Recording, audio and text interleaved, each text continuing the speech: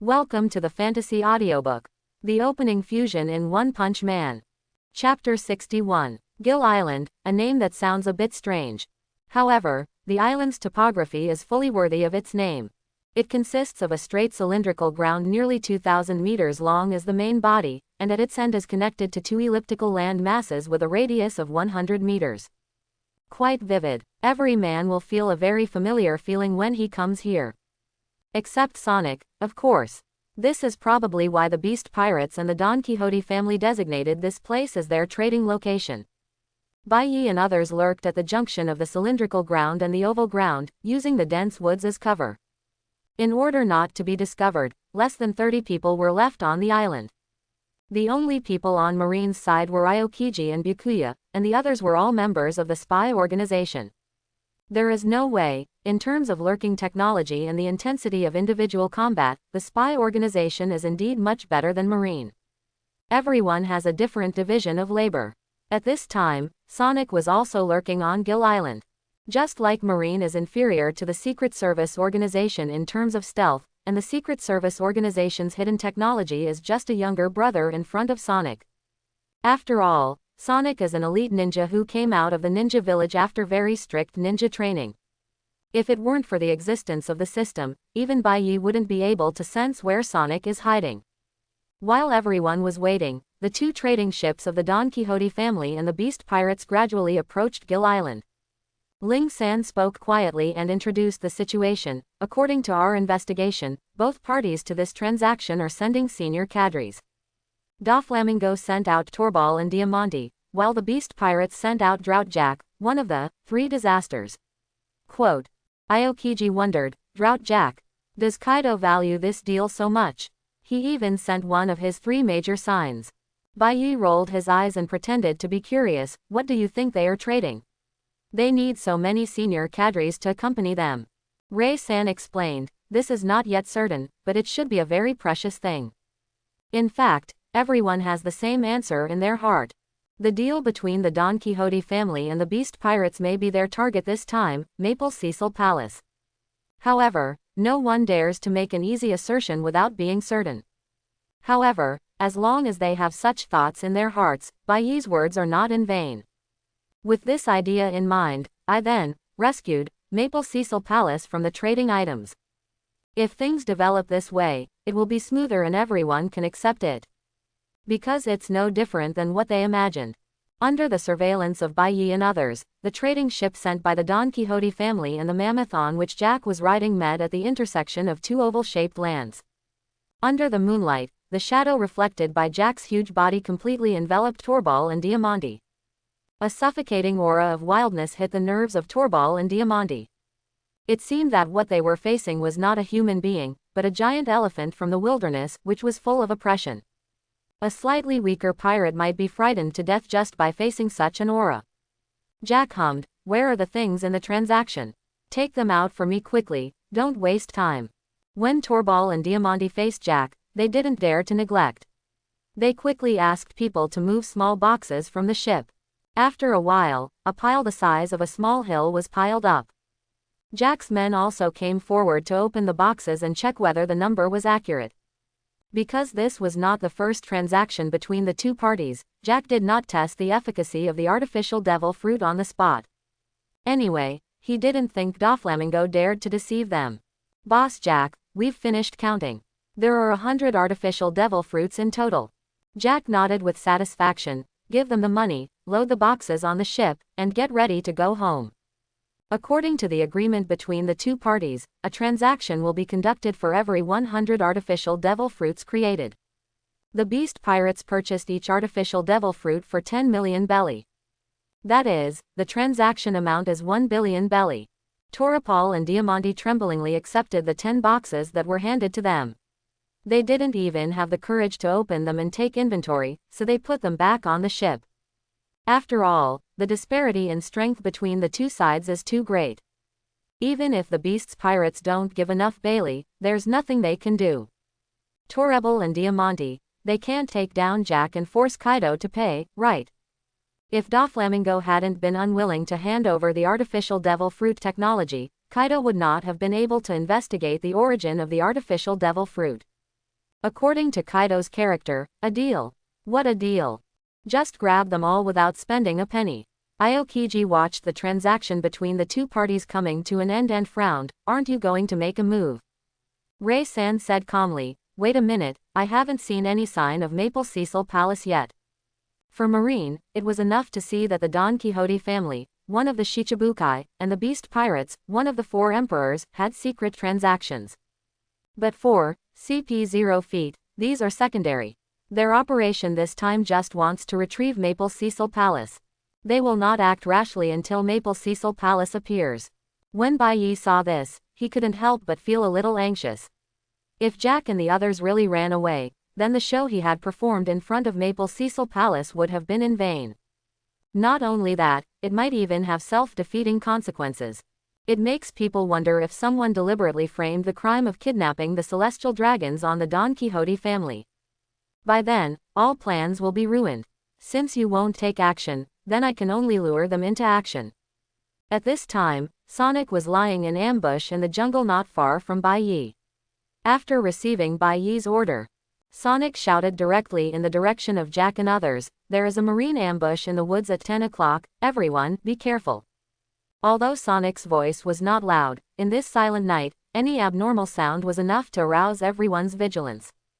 What's more, they also heard the word marine. Jack, Torbal and Diamante, who were about to leave, all stopped. Carefully watch out for marine lurking in the 10 o'clock direction. Of course, this is not because they are stupid. They will believe it if others shout casually. Rather, they all thought at the first moment that since I did not arrange patrols on the island, then the other party should have arranged this. After all, this person was warning them, he must be a pirate. But no one thought, there is also Bai Yi, a shit-stirring stick, on the island. We were discovered, Ling San cursed. Sonic's unexpected voice directly exposed 03 and others, putting them in a dilemma. Originally, for Ray-san, if he had not discovered the existence of Maple Cecil Palace, he would not take the initiative. But now Jack and the others know of their existence, in order to prevent the transaction from spreading. I will definitely not let them go easily. If things go down like this battle will have to be fought if not fought. But Aokiji didn't care much about it, he just wanted to fight. The current situation is exactly what he wants to see. Torbal came to Jack's side, held the scepter in his hand, and said cautiously, Sir Jack, we cannot let Marine know about our transaction, otherwise, it will cause a lot of trouble for the next transaction. Jack naturally understands this truth. If this matter is exposed and affects the formation of the Beast Legion, Boss Kaido will go crazy. Jack snapped, we must keep them and prepare to take action. Jack directly picked up a 1,000-kilogram rock from the shore and threw it towards the 10 o'clock direction. Under Jack's huge force, the huge rocks moved extremely fast, breaking several trees without slowing down at all, and were about to hit Bai Yi and others. This time it was completely broken. Zero-san didn't want to take action. Aokiji on the side could no longer wait any longer. He aimed at the flying rocks with one hand. I saw the reef fixed in the air, and the whole body was instantly covered with thick frost, exuding extremely low temperatures. After falling to the ground, it shattered directly into small particles. Upon seeing this, Torabol's expression suddenly changed and he exclaimed, Admiral Marine, Aokiji. With such an iconic ability, they can guess the identity of a person even if they haven't seen them yet. Jack, who has always been domineering and arrogant, couldn't help but frown after seeing that the person who was responsible for the attack was Aokiji. General Marine, why are you here? It seems that it may be difficult to leave tonight. Under the vigilance of Jack and others, Aokiji, Byakuya, 03, 09, plus more than 30 members of the spy organization, all appeared in front of everyone. Seeing Marines' neat formation, Torabol's first reaction was that they had been betrayed. Otherwise, the other party would not be able to send General Marine to guard Gill Island. Aokiji focused his eyes on Torbal and said calmly, I really learned a lot tonight. I didn't expect Doflamingo to be so courageous. After becoming Shichibukai, he would dare to make a deal with the Beast Pirates. We Marine are not taken seriously at all. After I arrest you all and interrogate you clearly, I will propose to the Sengoku Fleet Admiral to ban Doflamingo Shichibukai. Hearing this, Torbal and Diamante's faces turned pale. It was not a big deal for them to be caught by Marine. As long as the young master was there, they could still be rescued. But if Doflamingo is deprived of his position as Shichibukai and the affairs of the kingdom of Dressrosa are found out, everything will be disastrous. But relying on just a few of them to defeat Marine General Aokiji is undoubtedly a fantasy. Moreover, looking at the people around Aokiji, they are not simple people either. Things really got serious this time. Aokiji looked at the silent crowd and said impatiently, "Are you still waiting for me to freeze you all into ice sculptures?" Baiyi secretly sighed at the side. He was indeed a Marine general. His name alone was enough to suppress the other party from daring to take action. Just when Torbal and Diamante were still hesitating whether to surrender directly, Jack took off two sickle-shaped weapons and rushed towards Aokiji. Every step Jack took on the ground caused the ground to tremble, and he roared, "Don't think that just because you are a general, you can underestimate me. I, Jack, will catch you in front of Boss Kaido today to prove that I am the strongest among the three disasters." Jack's actions stunned both Torebel and Diamante. Jack may be strong, but in front of General Marine, it's just a waste of time at most. Is it necessary to rush forward so stupidly and receive a beating? And Baiyi was not surprised at all by Jack's move. After all, in the anime, Jack, in order to save Doflamingo, dared to single-handedly attack 4 warships carrying Marine Admiral Fujitora Isho, former Marine Fleet Admiral, current Grand Superintendent Buddha Sengoku, and Marine Vice Admiral Grand Staff Officer Suru. Although this is obviously an act of seeking death, it can also be seen that Jack really has courage. As Jack took action, Jack's men also attacked Baiyi. Ling Ju was about to take action, but was stopped by Ling San. Ray San glanced at Byakuya and said calmly, "Dealing with pirates is Marine's business and has nothing to do with us. Let's take a look at the situation first. CP0 Feet really has no obligation to deal with pirates, and 03 wants to see if Byakuya's strength is really what he thinks." Without Ray San's order, the situation on the field instantly turned into Aokiji and Byakuya, the two Marines facing all the pirates. Torebel and Diamante saw that all Jack's men had taken action, but the other side currently only had 2 Marine men taking action. With Jack holding down Marine General Aokiji, and the remaining unknown Marine Major General, it would not have any effect at all. After finishing Major General Marine, help Jack fight against Aokiji. Maybe there will be a chance to escape this time. The two of them weighed things up a bit, and then rushed towards Baiyi with hundreds of subordinates. Facing the attack of nearly 200 people, Baiyi said calmly, "General Aokiji, give me 3 seconds, and I will get rid of all these little miscellaneous fish." Naturally, Aokiji would not have the slightest doubt about Byakuya's strength. However, he was afraid that Baiyi would kill him, so he said, "It's best not to kill the cadres of the Don Quixote family. After all, we still need to obtain information about the Don Quixote family." Baiyi asked, "2. Is it okay to keep 1? There is no way, if you kill 1 more, you can get more world source power." If it weren't for the fear of being suspected, Baiyi would even want to say, "Just ask me directly about the Don Quixote family, I know everything. Just let me kill all these people." "Modan, this kid is so murderous," Aokiji said silently. "One of them is fine, but don't kill them all." Jack, who was already close, heard the conversation between the two and said disdainfully, "Do you Marines only talk big words? With just a little Marine Major General, he wants to kill all his subordinates except me. Are you thinking too much?" Baiyi raised his eyes and glanced at Jack, and said coldly, "There's no need to get rid of you. I'll kill you when I've almost killed them all. Dog Marine, go to hell with lousy." Jack yelled angrily, his arm muscle swelled as thick as a water tank, and his whole body exuded a wild aura. The 2 sickle-shaped scimitars looked a bit cold in the moonlight, and the sharp blades reflected the cold moonlight. The scimitar was extremely fast, and it passed through Aokiji's body in almost the blink of an eye. When it fell to the ground, dust exploded in the sky, and 2 long and thick cracks appeared. Aokiji's body was divided into 3 sections and gradually slipped away, but no blood was shed. But Jack's expression was still serious. No one would think that Marine General Aokiji would be eliminated so easily. Aokiji's corpse fell to the ground and turned into a pile of crushed ice in the blink of an eye. And Aokiji suddenly appeared in front of Jack, with most of his body turned into ice, and shouted, "Freezing moment." In an instant, a huge amount of cold air began to radiate from his body, spreading from underneath Jack's body. The white frost covered Jack's body, like a pair of ice armor, and soon wrapped Jack in it. Under the extremely low temperature, Jack felt that his body was frozen, his blood flow slowed down, his limbs were stiff, and even his thoughts were weakening. Jack reluctantly waved his arms, trying to break the ice on his body, but his destruction speed was far less than the speed of the ice spreading. In less than 5 seconds, the whole person stood on the spot like an ice sculpture. Reiju and Reiju on the side looked a bit shocked. Is this the strength of General Marine? Even Drought Jack, one of the beast pirates, 3 disasters, with a bounty of 1 billion Baileys, can't survive a single move. Seeing the results of the battle on Aokiji's side, Byakuya chuckled and said, "Since General Aokiji has defeated his opponent so quickly, I can't be too slow, lest people look down on our marine." Facing the rushing pirates, Baiyi sank down, took half a step back with his left foot, put his left hand on the scabbard, and pulled Fengming out with his backhand.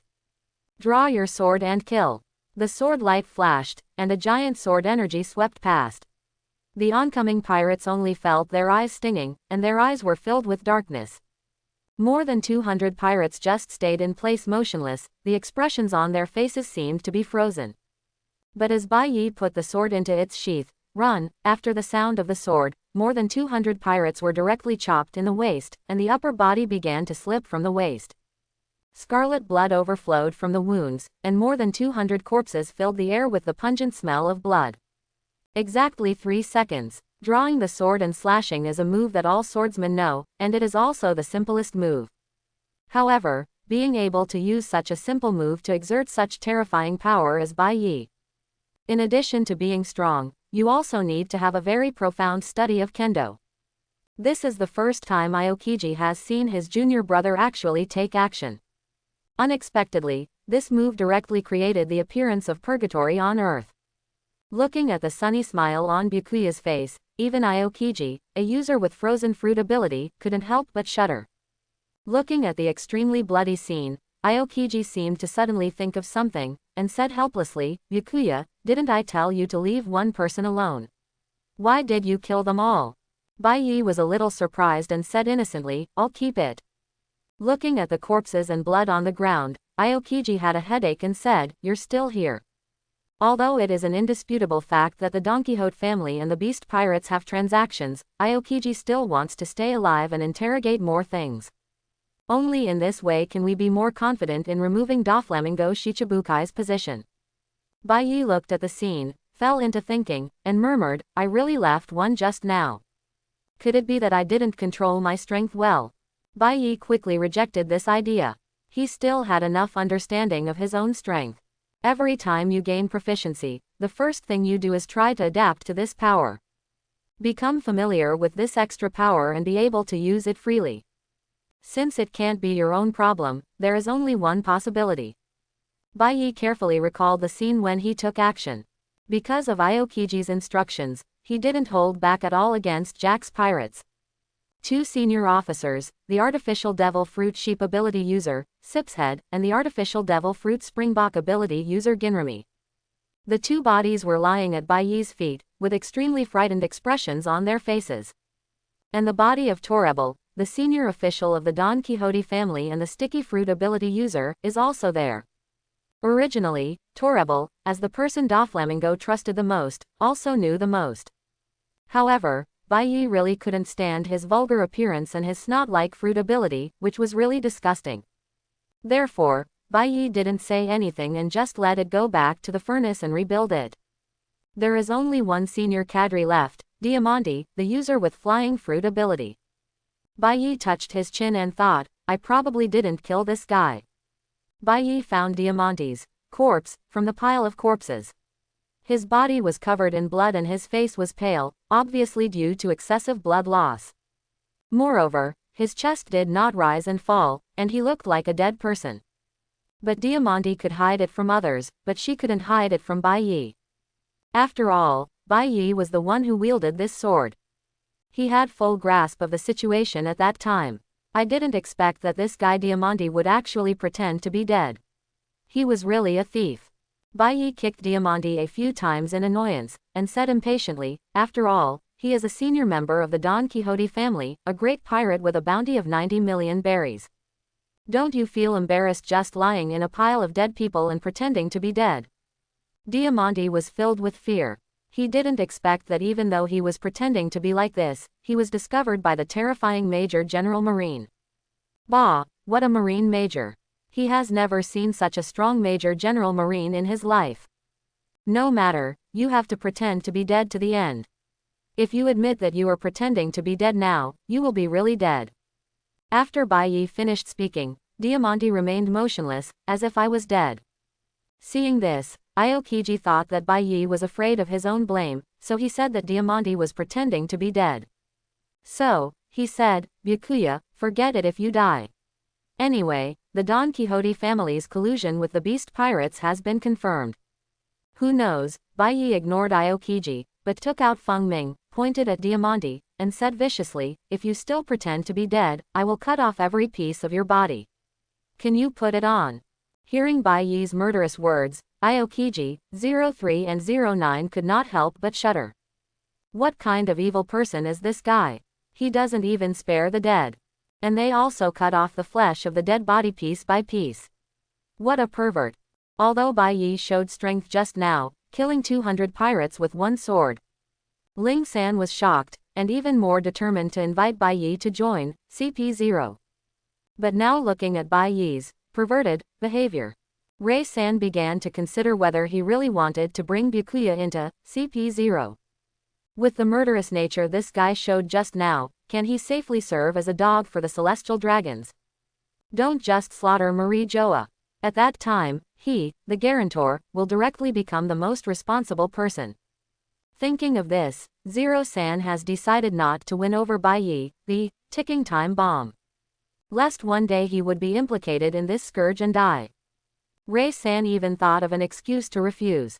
Later, if Bai Yi asks about it, he can just say that the review will take time and ask Bai Yi to wait for notification so that the matter can be deceived.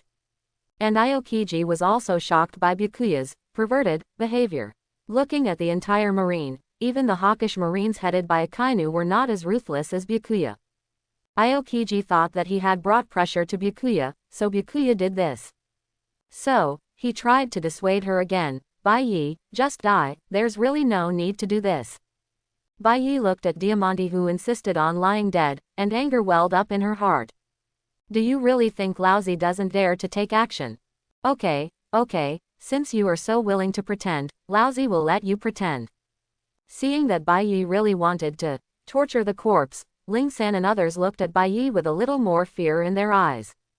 Especially Ling Ju, cold sweat broke out on his back, fearing that Bai Yi would hate him because of the past.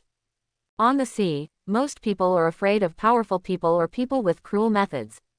Bai Yi took advantage of all these 2 points. Moreover, his strength is too strong, and his methods are cruel to the point of perversion. Who would dare to provoke someone like this? Aokiji hesitated for a moment, but was still ready to stop Bai Yi's corpse abuse behavior. After all, there are people from the world government here, so they will inevitably talk nonsense. Moreover, if this matter spreads, it will not be a good thing for Bai Yi. Because Marine belongs to the righteous side in the hearts of most people. Therefore, Bai Yi's corpse abuse behavior can easily cause bad effects. In serious cases, it may even hinder Bai Yi's future promotion. As Byakuya's senior brother, Aokiji cannot sit idly by. Aokiji shouted, Byakuya, stop. At this moment, Jack, who was originally wrapped in ice, seemed to be stimulated by the smell of blood floating in the air. His eyes moved, as if he had regained some consciousness. Turning his eyes slowly, he saw corpses all over the ground, especially the bodies of 2 senior cadres, Sipshead and Jin Lamy, who had been chopped in half. This made Jack's eyes become bloodshot and began to gradually turn red. The ice on his body had a tendency to melt, emitting a faint white mist. In the moonlight, it is not conspicuous. The wind in Bai Yi's hand directly passed through Diamante's body, and a piece of flesh as thin as a cicada's wings floated in the air. He really dares to do it. Everyone once again had a new understanding of Bai Yi's ferocity. Aokiji was also a little annoyed at this time. why didn't Bai listen to his advice at all? Just when he was about to take action to stop Bai from swinging his sword again, Diamante, who was lying on the ground pretending to be dead, couldn't bear it anymore. The knife just now made him almost cry out in pain. If you keep pretending like this, you will really die. And listening to the meaning of General Aokiji's words, it seems that he needs to live by himself. There was no further hesitation. After all, if he hesitated, he would be struck again. Diamante suddenly jumped up, covering her wound, and said with a painful look on her face, "I'm not dead, I'm really not dead." This wave of fake corpses immediately stunned Aokiji and Ryzen. It turns out that Bai is not a pervert, but this guy is really pretending to be dead. Aokiji, who was about to grab Byakuya, looked embarrassed and glanced at Diamante fiercely. When it comes to interrogation, this guy will suffer. Bai stared at Diamante with murderous eyes and said coldly, "General Aokiji, I will chop this guy alive later. Then, go to Dressrosa and capture another senior cadre for you. I promise, Doflamingo won't find it." Bai was really pissed off by Diamante. "It's my fault to pretend to be dead. Since you want to die so much, Lousy must let you die today." When Diamante heard Bai's murderous words, her legs softened and she almost collapsed to the ground. After experiencing the knife, he would no longer doubt the authenticity of Bai's words. When Aokiji was about to persuade, he heard a loud noise. Bang! Jack broke free from the shackles of the ice on his body, and countless ice fragments sputtered around like bullets. This sudden attack was completely unexpected by everyone. Crushed ice has no effect on Aokiji at all and is directly integrated into Aokiji's body. Bai, on the other hand, was a little impatient and used the sound of wind to bounce the broken ice that was shot away. Whether intentionally or not, Bai's flying ice fragments flew 3 minutes faster, and many of them flew towards Diamante. Seeing this, Diamante continued to lie in the pile of corpses without thinking, using the corpses as a cover for herself. But even so, it was inevitable that several holes would be shot out by the broken ice, causing them to scream in pain. The world government side was more miserable. Several people were directly shot in the head by broken ice and died on the spot. This made Ling San feel very unhappy. He didn't take action and several people died. Does this mean Lousy is easy to bully? Jack escaped from the trap, his eyes were scarlet, and he roared, "You kill my men, and I will make you pay with your life." As soon as he finished speaking, Jack activated the fruit ability, Elephant Fruit, Ancient Species, Mammoth Form. The whole person transformed into a mammoth, with a huge body that was tens of meters tall. The limbs were as thick as a house. The trunk muscles were tight and extremely powerful. On both sides of the trunk, there were sharp tusks that were tens of meters long. A proper war machine. If this were to happen on a battlefield with a large number of people, it would really be like killing a god when a god blocks it, and a Buddha when a Buddha blocks it. And if he turns into an animal form, Jack will not only be greatly enhanced in strength, but also have strong recovery ability and resistance to fighting. If you want to subdue it again, I'm afraid it will be a lot more troublesome than before. Upon seeing this, Aokiji once again exuded a very low level of coldness and prepared to take action against Jack. "General Aokiji, leave Jack to me. I'm so angry right now and I have nowhere to vent." Bai looked at Jack's huge body, his eyes flashing with excitement. This is a world source of power. Hearing this, the chill on Aokiji's body dissipated. Since Byakuya wanted to deal with Jack, he would naturally not take the initiative to intervene. Aokiji still has a certain degree of confidence in Byakuya's strength. Even if he is not as strong as Jack, he is definitely not much weaker than him. If Bai really can't defeat Jack, there won't be any problems if he is by his side. Okay, then be careful. He is now in beast form, and his strength and recovery ability have been greatly improved. Aokiji warned carefully. Bai nodded, of course he knew this. But before Bai could take action, Ling San could no longer hold back. Maybe he felt that he had lost face in front of Marine after a few of his men died. Moreover, it seems that Jack was subdued by Aokiji before. I feel that even if Jack transforms into beast form, his strength will not be much stronger. So, 03 said to 09, let's take action together and let the pirates see the strength of our CP0 feet. If Kaido appeared in front of them, they would naturally not have the courage. He probably disappeared long ago. But Jack was only one of the 3 disasters, so they felt that they still had the strength to give it a try. The 2 kicked their legs hard on the ground and rushed towards Jack one after another. Jack's attention was not on 03 and 09 at all. His red eyes, like copper bells, were staring at Aokiji and Byakuya. When an elephant hoof as big as a roof fell on the ground, a huge hole appeared, and the entire Gill Island began to tremble. The elephant lowered its head and saw 2 tusks more than 10 meters long, comparable to 2 extremely sharp spears. Running on all 4 hooves, it attacks Aokiji and Byakuya. Seeing that Jack ignored them, 03 and 09 became even more angry and appeared beside Jack. Lanjiao, point the gun. Ling Ju quickly kicked out 4 kicks, and 4 chop waves formed by curling air landed on Jack's back. There was no flesh and skin ripping that Ling Ju imagined, but it was directly shattered. Only a few of the thick elephant hairs growing outside the tough elephant skin were cut off. And the finger gun that 03 activated with all his strength was stronger than 09. But it was only half an inch deep into the elephant skin, and no blood spilled out. In less than 3 seconds, the wound healed on its own. How is this possible? Ling Ju said in shock and anger. Bai Yi laughed and said, Ling Ju, are you going to shave Jack's hair? Then your progress is a bit slow now. Based on your strength, if you work hard for another year, you will be able to shave Jack cleanly. If you were not beaten to death by Jack during this period. Ling Ju's face turned pale and red under the mask. He really didn't expect Jack's defense to be so high. 03 feels equally bad now. Although Bai Yi was talking about 09, the 2 of them attacked together without causing any harm to Jack. It was really embarrassing. At this moment, Jack felt like there were 2 annoying, little bugs. While the body was still, the long and thick elephant trunk swung back and whipped towards the 2 of them like an iron whip. The elephant's trunk carried terrifying power, and the air was sucked out with a harsh whistling sound at an extremely fast speed. Ling Ju didn't react at all. He only felt his eyes go dark and a strong wind hit him. His whole body was like a cannonball, turning into a black shadow and flying upside down into the jungle. It broke dozens of thick trees in succession, leaving traces hundreds of meters long and making no sound. Depending on the situation, even if he is not dead, he is almost half dead. Ling San's reaction was much stronger than Ling Ju's. A large gash was suddenly opened in the palms of his hands, and blood dripped down his fingers. 2 steel chains shot out from the wound, as if there was no length limit. In front of 03, a huge circular protective shield was formed, covering 03. Bang! The elephant's trunk hit the steel chain ball.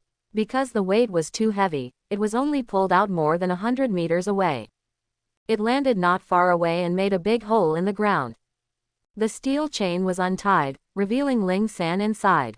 Although he was a little embarrassed, he showed no signs of injury.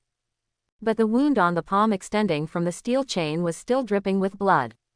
It seems that when used, this fruit is just like the 7-injury fist. Before hurting others, hurt yourself first. A ruthless move that injures the enemy 1,000 times and damages oneself 800 times. No wonder Ray San didn't use the fruit ability at the first time. And looking at Jack's slightly painful expression, this seemed to have caused him a lot of pain. Think about it, as the saying goes, the force is mutual. Jack used so much force that it would naturally hurt if the elephant's trunk hit the iron bump. After all, elephant trunks are also made of meat. After dealing with the 2 annoying little bugs, Jack rushed towards Aokiji and Byakuya again. After seeing Jack's terrifying strength, even Aokiji was frightened and began to worry about whether Byakuya could deal with Jack. Facing Jack, who activated the elephant's advance, an inexplicable smile appeared on Bai Yi's lips. If you compare strength and recovery ability, then Jack is a younger brother in front of Bai Yi. Bai Yi didn't hesitate at all and rushed towards Jack. Feng Ming already held it in his hand. Lousy, today I am going to cut off your ivory and put it as a decoration at home. It will definitely look good. Hearing Bai Yi's provocative words, Jack became even more angry, his blood surged, and he roared, and the invisible sound wave blew away the clouds in the sky. He raised his front hooves and stepped down hard towards Bai Yi. For Bai Yi, Jack's speed was not much faster than that of a turtle. With one wrong step, he dodged this powerful and heavy kick. Boom! The ground seemed to have been bombarded by countless artillery shells, a huge deep pit appeared, and countless seawater poured into it. Bai Yi suddenly appeared on Jack's ivory side. Looking at the more than 10 meters long, pure white ivory, Feng Ming instantly covered it with an armed domineering aura. This ivory is mine. Bai Yi raised Feng Ming and struck the ivory root with a knife. Run! When the sword body and the ivory intersected, the sound of steel intersecting actually resounded throughout the island. Bai Yi cut off the ivory to a depth of half an inch, but it would take Bai Yi dozens of more cuts to cut it off. With this sword, Bai Yi used all his strength. The huge force made Feng Ming moan. Coupled with the force of the counter shock, the sword body trembled, and Bai Yi felt numb in the tiger's mouth due to the shock. Jack's fate was even more miserable, precisely because the ivory was not cut off by the white Yoruichi sword. The whole person, the whole elephant was directly chopped down by the force of this knife, and fell to the ground with its legs in the air, roaring in pain. Bai Yi stopped aside, frowned and looked at Feng Ming in his hand, then put it back into the scabbard. Now, even with the protection of armed color hockey, Feng Ming's strength is not enough to support the next battle. If you continue to use it, it will become a pile of scrap metal in less than 5 minutes. Seeing the white Yoruichi knife knocking Jack down to the ground, struggling in pain, Aokiji and Ryzen on the side were so dumbfounded that their eyes were bulging out of their eyes. Such a scene would seem more reasonable if Byakuya were replaced by Kaido. However, if it were Bai Yi, his body shape would not be as thick as Jack's several elephant hairs tied together. The visual impact it brings is really great. But then, Aokiji and Ryzen looked at Byakuya sheathing the sword. Everyone thought Bai Yi had given up the fight with Jack. After all, although Jack seems to be in pain now, he is not actually hurt much. You can stand up and continue fighting. They also saw the way Bai Yi's hands trembled after he struck out with the knife. It's understandable if you don't have the strength to continue fighting. So, Aokiji said, Byakuya, take a good rest first and leave the rest to me. General Aokiji, you don't need to take action, I'm fine. Aokiji advised, you have already put away your sword, there is no need to hold on any longer. Byakuya didn't speak anymore, but signaled Aokiji not to interfere. Rei-san, who was watching from the sidelines, felt that Bai Yi was a little ignorant, knowing that he was losing, but he still had to hold on. Everyone on the sea knows that after a swordsman loses his sword, his strength is reduced by at least 30%. Even the world's best swordsman, Mihawk, can't avoid it. But Bai Yi took the initiative to put away his sword and actually planned to continue fighting. What are you doing, seeking death? If Bai Yi always looks so arrogant and confident, no matter how talented Bai Yi is, sooner or later, he will die in the hands of other strong men. Ling San's evaluation of Bai Yi was a little lower. Byakuya naturally knew that Aokiji and Ryzen did not think highly of him, but he was too lazy to explain so much. When the time comes, the results will naturally come out after the fight. In fact, Bai Yi who does not use a sword is the strongest Bai Yi. Do you really think that One Punch Man's template is just a decoration? Jack stood up unsteadily, feeling the pain in the ivory, and the anger in his heart grew stronger, and he charged towards Bai Yi again. Little fool, you really pissed me off. Laozi will teach you, this beast, how to speak human language later.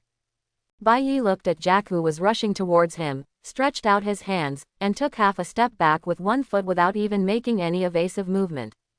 Aokiji exclaimed, is this going to be forced? Rei-san cursed secretly, even if he wanted to seek death, he didn't need to show it so obviously. With one person's power, he can kill a mammoth. Is this something that carbon-based organisms can do? Seeing Bai Yi's almost provocative behavior, Jack was so angry that he almost exploded. His eyes were red, and his speed, which was already not slow, became even faster. He looked up to the sky and roared, I must trample you to death like a bed bug today. Two sharp tusks like spears, under Jack's control, stabbed straight towards Bai Yi. Under the accelerated impact of Jackman's form, even a solid castle would be smashed into pieces by such impact. Facing the impact, Bai Yi's eyes were calm, he exerted force on the soles of his feet, twisted his waist, and concentrated the strength on his hands from all parts of his body. Bai Yi shouted loudly, stop it for Laozi. I saw Bai Yi holding two long tusks tightly with both hands, veins popping out on the back of his hands, and extremely violent power was transmitted from the tusks to Jack. Bai Yi retreated half a meter under Jack's impact, and his legs plowed 2 deep marks on the ground. But the distance was only half a meter. Under Bai Yi's power, no matter how hard Jack's forehooves exerted, he could not move 1 centimeter forward. It forms a scene of a man and an animal wrestling. Aokiji could never see how Bai Yi's normal body could contain such terrifying power. Before he could express his emotions again, Bai Yi forced Jack to stop and appeared next to the ivory at a very fast speed. The right fist was covered with purple-black weapon-colored domineering force, and he swung it with all his strength towards the ivory with a half-inch long slash mark. Break! As Bai Yoruichi shouted softly, the ivory that was more than 10 meters long was broken at the root. The tusks fell off, and Jack let out a heart-wrenching scream. But Jack's screams stopped abruptly before they lasted long. It wasn't enough for Bai Yi to break 1 ivory, so he grabbed another ivory and punched hard again. Because this ivory has no gaps, it is much more difficult to break than the previous one. But because of this, every time Bai Yi punched, the violent force was transmitted to Jack's head along the ivory. Jack felt like his head was buzzing. This feeling even overshadowed the pain, turning Jack's already small brain into a ball of mush.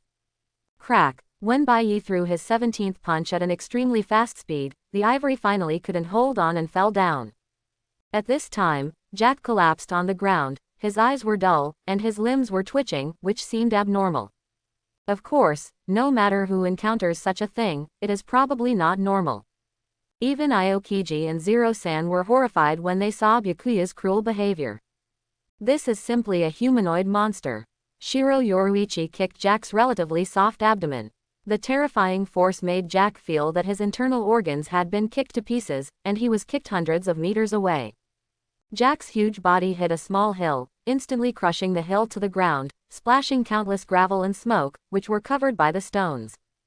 Bai Yi picked up 2 white ivory sticks with some joy. These 2 things were really hard and could actually withstand so many punches from him. If Jack himself had been punched by Bai Yi more than a dozen times, he would have been beaten to a pulp. These 2 tusks are considered a good thing. Even if they are taken back and collected, they will be very valuable. Looking at the sea, who can take the ivory of 1 billion pirates as a collection?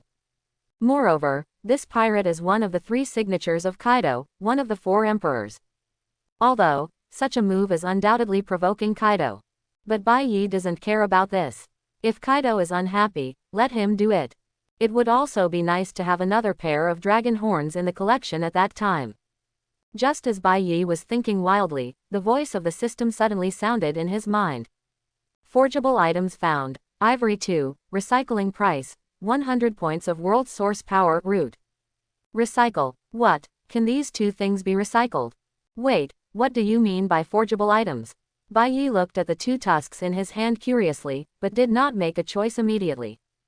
After all, he now does not lack these 200 points of world source power. It's better to clarify this thing before we talk about it. At this time, Bai Yi suddenly didn't want to kill Jack anymore, and killing Jack wouldn't give him much world power. Not much more than the value of ivory. It's better to wait for Jack to grow ivory again, and Bai Yi will harvest again. This is also a response to the call to insist on recycling resources. Aokiji and Zero-san went to check on Jack's situation, and Bai Yi suddenly received a message from Sonic. Sir Bai Yi, the plan is successful, I will leave the island first. The so-called success of the plan was naturally due to Sonic placing the box containing the Maple Cecil Palace on Jack's boat, mixed in with those boxes containing artificial devil fruits. This is why Bai Yi gave Jack, who was almost dizzy, a hard kick at the end, sending him flying far away. It was just for Aokiji and Ryzen to go check it out and make it easier for Sonic. When Aokiji and Zero-san found Jack, Jack was buried under rubble. After digging out Jack, the 2 of them couldn't help but take a breath of cold air. This is so miserable. At this time, Jack was unconscious and had returned to his human form. The long horns that sprouted from his neck were completely broken. Because the head suffered several attacks, the 7 orifices were bleeding, and the blood stains spread all over the face, which looked terrible. Even if Kaido were asked to recognize him, he might not be able to recognize him for a while as one of the 3 major trademarks of his pirate group. Moreover, a huge depression appeared in the abdomen, all the ribs were broken, and some of the broken ribs were even inserted into the internal organs. But even after suffering such serious injuries, Jack still retained a breath of air and was able to hang half dead. This is why users with abilities from the animal fruit ancient species can have such huge vitality. Seeing Jack's miserable appearance, the two of them subconsciously looked towards Bai Yi. I only saw Bai Yi being so ruthless. At this time, he acted like a normal person, holding Jack's two tusks, as if he had picked up a treasure, admiring them happily. The two of them felt a chill inexplicably. As Jack fell into a coma, Aokiji mobilized all the marines who were surrounding him in the distance. Remove all the boxes from Jack's boat. Aokiji picked up a box and said, I want to see what Doflamingo and the beast pirates are trading. Before, when Jack was unpacking and inspecting the box, it was difficult to see the contents of the box with only the moonlight because of the distance and the dark night. When he opened it, an apple-shaped devil fruit appeared inside the box, with different patterns on it. This is an animal devil fruit. Moreover, not only this one, but all of the 100 boxes present contained devil fruits of the animal type. According to the market price, these devil fruits are worth 10 billion belly. Of course, Aokiji didn't know that these were artificial devil fruits and had various flaws. The price will naturally not be as expensive as genuine devil fruit. Overall, this is a Putian product. Although Bai Yi knew this, it was impossible for him to explain these things. Bai Yi pretended to pick up an artificial devil fruit, pretending to be surprised and said, I didn't expect Doflamingo to be able to find so many animal-type devil fruits. Discovered recyclable resources, artificial devil fruits, recycling price, 50 points of world source power. The sudden beep from the system almost frightened Bai Yi so much that he couldn't even hold the artificial devil fruit in his hand. Can this thing be recycled? There are 100 of them here, which means they are equivalent to 5,000 world source powers. On top of that, 10 Whitebeard eyes were killed. At this moment, Bai Yi had the idea of calling Sonic back and joining forces to snatch away all the artificial devil fruits here. Bai Yi was filled with regret at this moment. If he had known that this was possible, he would not have brought the matter to Doflamingo. Wouldn't it be nice to secretly destroy the Don Quixote family? But with things developing like this, we can only take one step at a time. No, even if Doflamingo dies, Caesar cannot die either. Caesar must be taken away before Don Quixote's family is wiped out. Byakuya looked at the artificial devil fruit in his hand and made a decision. Soon, they found a larger box among the boxes, which immediately attracted everyone's attention. These small boxes contain precious devil fruits. Wouldn't this big box contain something even more precious? After opening it, everyone except Bai Yi was shocked by what was in the box. Maple Cecil Palace, 03 said in surprise. Even Lingju, who had been slapped by Jack's nose before, was actually alive and staggered over, with a face full of surprise. They didn't expect that they would find Maple Cecil Palace so easily. Although Maple Cecil Palace did not wake up, she was obviously in a coma and her life was not in danger. Out of caution, 03 decided to quickly send Maple Cecil Palace back to Marie Joa. Get it checked out by the best doctor. Unlike Ray-san and others who were full of surprise, Aokiji was frowning at this time. Maple Cecil Palace was discovered at the site of the deal between the Don Quixote family and the Beast Pirates. In other words, the Palace of Maple Cecil is one of the items traded by the Don Quixote family. The kidnapping of the celestial dragons was actually done by Doflamingo. Aokiji understands this, and so does Ryzen. But for him, what he needs to do most now is to make sure that Maple Cecil Palace is in good health. Moreover, how to deal with the Don Quixote family has nothing to do with him. Ray-san said to Aokiji, General Aokiji, now that we have found Maple Cecil Palace, our mission is completed. In order to determine the physical condition of the Maple Cecil Palace, we first return to Marigioa. Quote. Aokiji nodded and said, then you should be careful on the road. I will send 2 ships to take you back. That's great, thank you General Aokiji. After sending away the world government people, Aokiji found Diamante in the pile of corpses who had passed out due to blood loss, put on seafloor stone handcuffs, and threw him into the ship's own confinement room. Although Diamante cannot be interrogated now, What happened today is enough to prove that the Don Quixote family is the murderer who kidnapped the Tianlong people. How to deal with the Don Quixote family is the next most troublesome thing. Because Jack was so big, he was so heavy that the soldiers couldn't even lift Jack after they were put in Shanghai stone handcuffs. Seeing this, Bai Yi picked up Jack's arm with one hand and threw him directly to the deck of the warship hundreds of meters away. A huge hole was made in the deck, and seawater poured in. The soldiers were in a hurry for fear that the ship would sink. Aokiji's eyes twitched when he saw Bai Yi's actions, his face full of helplessness. Bai Yi also noticed Aokiji's helplessness and explained awkwardly, "I meant well, it was just a small mistake." Aokiji sighed, "I really don't know if Jack's catch is good or bad." The next day, Dressrosa Palace. Doflamingo paced back and forth in the palace worriedly, exuding the aura that no one should enter. Seeing that the young master was so anxious, the cadres of the Don Quixote family did not even dare to express their anger. "I was afraid of offending the young master at this time." Doflamingo recalled the uneasy feeling he had felt these days, coupled with the fact that Torbal and Diamante had not been heard from since last night. "My heart became more and more irritable. Is something really going to happen? Otherwise, according to the previous transaction process, after the transaction is completed, we will contact you in time to report the transaction status. But now the whole night has passed, let alone phone calls, there is not even the slightest news. This is a deal with the beast pirates. Are they taking advantage of it? This is not impossible. After all, everyone knows the virtues of the beast pirates. But they didn't discover Caesar's Island, nor did they master the technology to produce artificial devil fruits. How dare Kaido? As for whether Marine might discover their transaction, this idea just came up. Doflamingo subconsciously rejected this idea. Marine usually doesn't dare to care about Shichibukai's affairs. Moreover, even if he finds out, he won't be too worried. Marine is also restricted by the Celestial Dragons. As long as he holds on to the news about the Celestial Dragon's secret treasure, the Celestial Dragons will not touch him.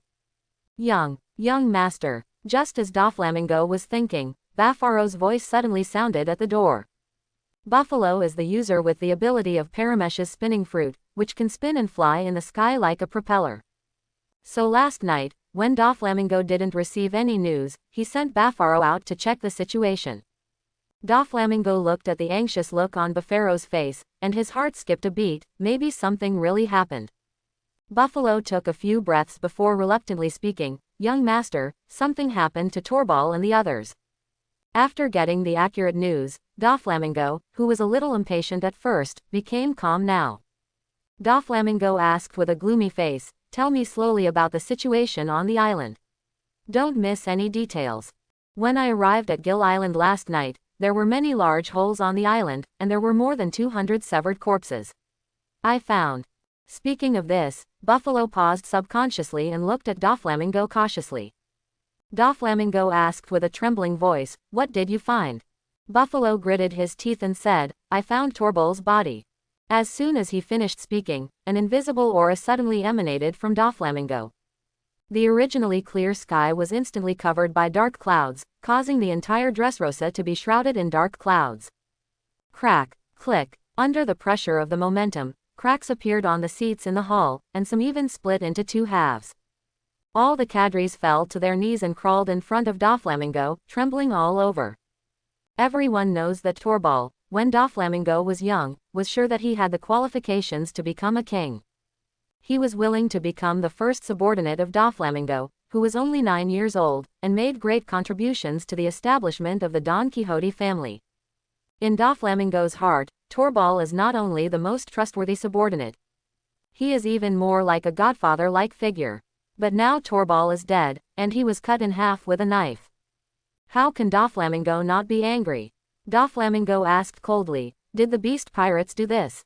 Buffalo put his head on the ground and said, "Probably not." Although Jack's body was not found at the scene, the bodies of Kim Rami and Sip's head were found. It was also cut off with a single blow. Quote, "If it wasn't the beast pirates who took advantage of the evil, then it could only be Marine's fault. Because near the Sabayati Islands, the largest force is Marine. This means that things are getting more and more troublesome. New World, an unknown desert island. A mountain-like man sat cross-legged in front of the bonfire and asked in a buzzing voice, "You mean, Marine knew about our deal with that brat Doflamingo? And Jack has now fallen into Marine's hands?" Jin, one of the three major signs like Jack, stood in front of Kaido and said worriedly, "I confirmed with Doflamingo that the news is correct." As soon as he finished speaking, Kaido threw the wine gourd in his hand, which was as big as a second-story building, on the ground. With a boom, countless rocks rolled down from the mountain peaks, and the entire island trembled. "As Marine provoking us, the beast pirates," Kaido said angrily, and the two black hairs like dragon whiskers swayed like two swimming dragons. "Jin, go and call everyone back. Since Marine dares to touch Jack, he will bear my wrath." Jin looked at Kaido's crazy look and sighed helplessly. For Kaido, the fact that he was caught by Marine 18 times and escaped unscathed is enough to prove that he is not afraid of Marine. But Kaido is Kaido, and they are not monsters like Kaido. If we really want to launch an attack on Marine headquarters, it is estimated that, except for Kaido, less than 1/3 of the entire beast pirates will survive. For the sake of the beast pirates, Jin had no choice but to persuade, "Boss Kaido, there is no need for us to be in such a hurry to rescue Jack now." Kaido looked at Jin with wide eyes. "What do you mean?" Jin continued to explain, "After Marine captures Jack, according to the principle of only imprisoning and not killing, he will definitely be imprisoned in Impel Down City. We can set up an ambush on the route to Impel City, wait until the ship holding Jack arrives, and then find a way to rescue Jack. In this way, the success rate can be greatly improved, and the casualties of brothers can also be reduced." Quote, "Although Kaido seems to be short of brains, he actually has more eyes than anyone else.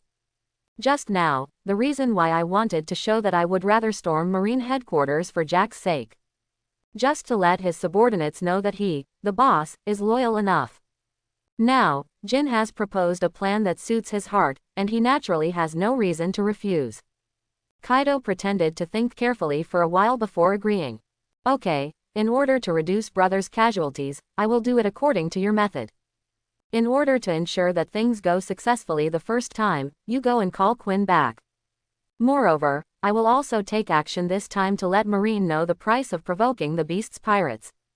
In order to confuse Marine in advance, Kaido sent many pirate groups under his command to continuously attack Marine's base in the New World.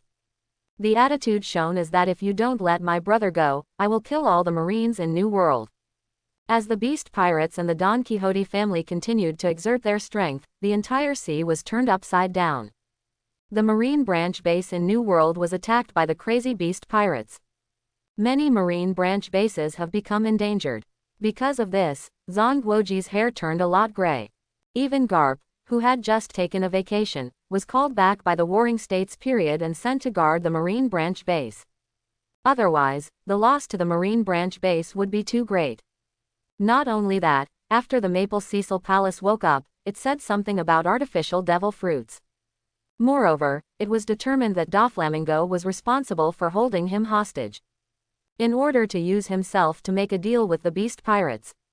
The words of Maple Cecil Palace undoubtedly finalized the whole matter and pushed Doflamingo into an extremely disadvantageous situation. The Celestial Dragons and the world government had a huge quarrel over Doflamingo. Some people think that Doflamingo is crazy for even daring to attack the Celestial Dragons. It's better to eliminate them as soon as possible.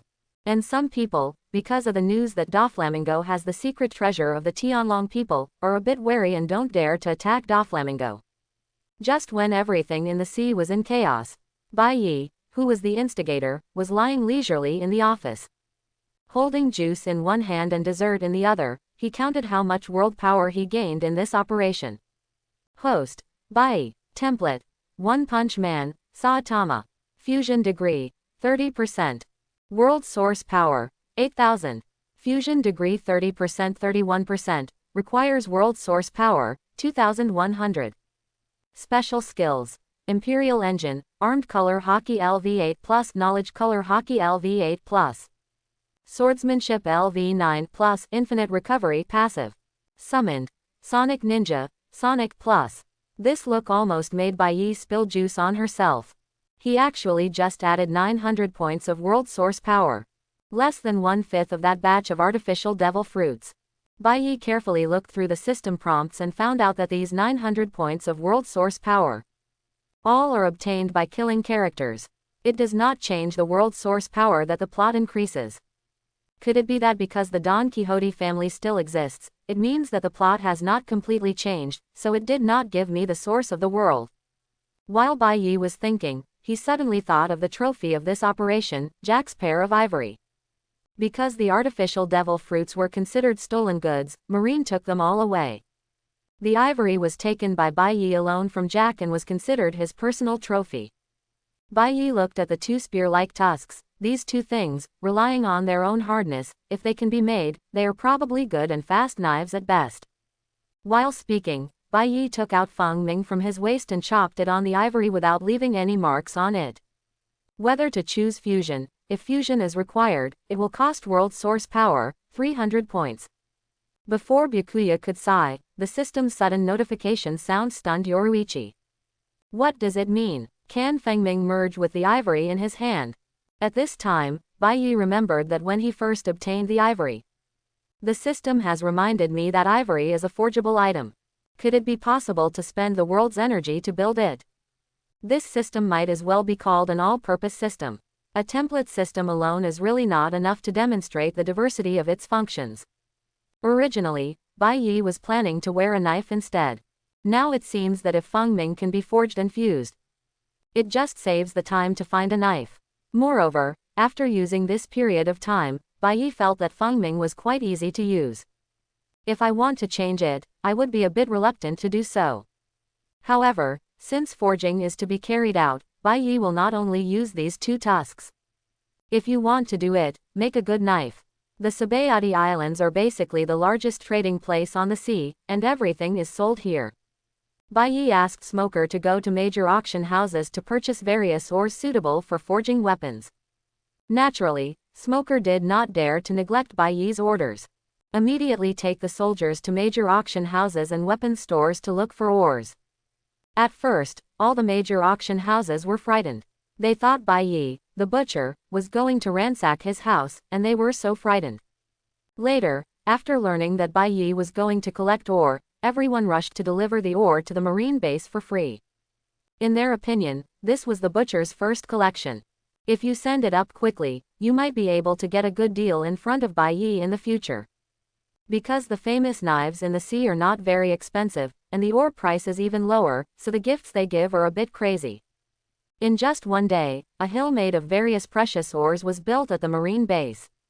Although the price of ore is not high, the total value of all these minerals is worth 300 to 400 million belly. If the forging master saw this, he would probably be so excited that he would just draw it. They have been working hard all their lives and have never seen such a scene before. All kinds of precious ores are placed here for you to use. This is simply a blacksmith's paradise. Facing the hills piled with ores, Bai Yi didn't know what the ores were used for, but he had a system. Picking up a fist-sized piece of red ore. Discovered forgeable items. Dragonstone 1, recycling price, 1 point of world source power. Forgeable items found. Meteorite mine 1, recycling price, 5 points of world source power. Bai Yi's method of distinguishing ores is very simple and direct. Ore that can cause system reactions and can be recycled is naturally a good thing. If it doesn't work, don't use it at all. In the end, Bai Yi only picked out more than 5,000 kilograms of usable ore from the mountain of ore. In total, there are about 200 world source powers. After Bai Yi pushed the others away, he was ready to officially forge Feng Ming. 2 tusks more than 10 meters long and more than 5,000 kilograms of various ores were removed from Feng Ming's waist and placed beside him. It is no exaggeration to say that in terms of volume, the things here can create thousands of Feng Ming. Bai Yi said excitedly, "Okay, that's it. Although it seems like there are a lot of choices, what does this have to do with me, Bai Yi? Anyway, it's the system that does the forging. Would you choose forging?" Bai Yi immediately chose yes. After that, I saw the sound of wind floating in the air. A piece of red ore the size of a human head flew above the wind, as if it was burned by flames. The volume began to shrink sharply, and finally turned into a drop of crystal clear red liquid, dripping on the sword body. A flash of red flashed on the sword's edge, and then disappeared. Next comes another piece of ore, repeating the previous move again. Until the two ivory tusks were suspended on the upper and lower sides of Feng Ming at the same time, there were 12 drops of milky white liquid melted out. The drops fell on the upper and lower sides of the sword, and 2 ivory marks appeared on Feng Ming's sword near the hilt, marking the completion of the forging. Forging completed. Spend 1000 points of world source power. Wind Ming. Sharpness plus 20. Sturdiness plus 30. Toughness plus 10. According to the system prompts, although Bai Yi didn't know what Feng Ming's previous data was. But now it's at least stronger than before. After the forging is completed, the appearance of Feng Ming is not much different from that before forging. It's just that there are 2 more ivory lines on the sword, which gives it a different kind of beauty. But when Bai Yi picked up Feng Ming, he found that Feng Ming's weight had increased a lot, and the blades seemed sharper. Bai Yi quickly took out the unused ores and swiped them casually with Feng Ming. Without any effort, the ores broke directly from them. Yes, these 1000 points of world source power are not in vain. Bai Yi put Feng Ming into the sheath with satisfaction. Although this vacation was delayed by sudden action. But Bai Yi also took advantage of this operation to complete one of his goals. It was a worthwhile trip. Moreover, White Knight has sent Sonic to the New World to find traces of Punk Hassad. If Caesar is found, capture him directly and create a large number of artificial devil fruits for Byakuya. This allows Bai Yi to exchange for world source power, which is a stable source of world source power. Never let it go. Bai Yi also has an idea in his mind, since all artificial devil fruits can be exchanged for world source power. Then, real devil fruits should be able to be exchanged, and the exchange value is definitely several times more than artificial devil fruits. However, Bai Yi did not let Smoker go to major auction houses to collect devil fruits. Unlike the ores used to make weapons, devil fruits are extremely scarce resources in the sea. The average selling price of each one is as high as 100 million belly. Those money-hungry merchants would not be willing to give devil fruit to Bai Yi. If Byakuya collects a large number of devil fruits, it will easily attract the attention of interested people. After all, he took the devil fruit to absorb it, and there would be no ability users among his subordinates. This abnormal phenomenon can easily make people suspicious. Since it is not possible openly, then we can only collect it secretly. Maybe it's time for the Knight organization to expand. The Knight organization is said to be an organization, but in fact it is just 2 people, Bai Yi and Sonic. Bai Yi originally wanted all members of the Yi organization to be candidates redeemed from One Punch Man. But now, Bai Yi has changed his mind. Those who redeem it from the store can indeed guarantee 100% sincerity. But most of the strength is around Marine Lieutenant General. A little bit stronger are general candidates like Chado and Momoshige, who have the combat power of quasi-general. The amount of world energy required is really quite high. If you want them to have the strength of a general, the cost will be exaggerated. For now, the Knight organization does not need too strong combat power. All it takes is people who can get things done. Bai Yi began to think about the people in the world of pirates who would be suitable to join the Yi organization. At this moment, the phone on the table suddenly rang. It was a call from Warring States. Bai Yi picked up the phone and asked, "Warring States Fleet Admiral, are you calling me to discuss how to get promoted?" ...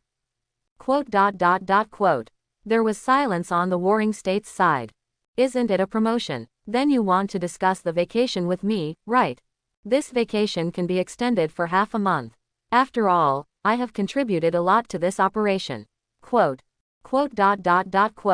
Sengoku continued to be silent. Now Bai Yi was angry. You're not going to ask me to work overtime again, are you?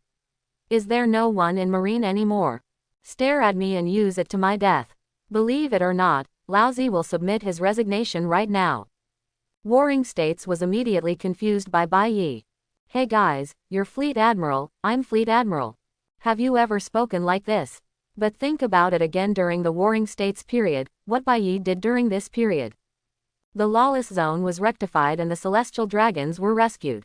Defeated and captured. Drought, Jack, one of the 3 signature characters of the Beast Pirates. Picking any 2 of them would be enough for Byakuya to become Marine Headquarters Lieutenant General. Moreover, the combat power shown by Bai Yi this time really shocked warring states.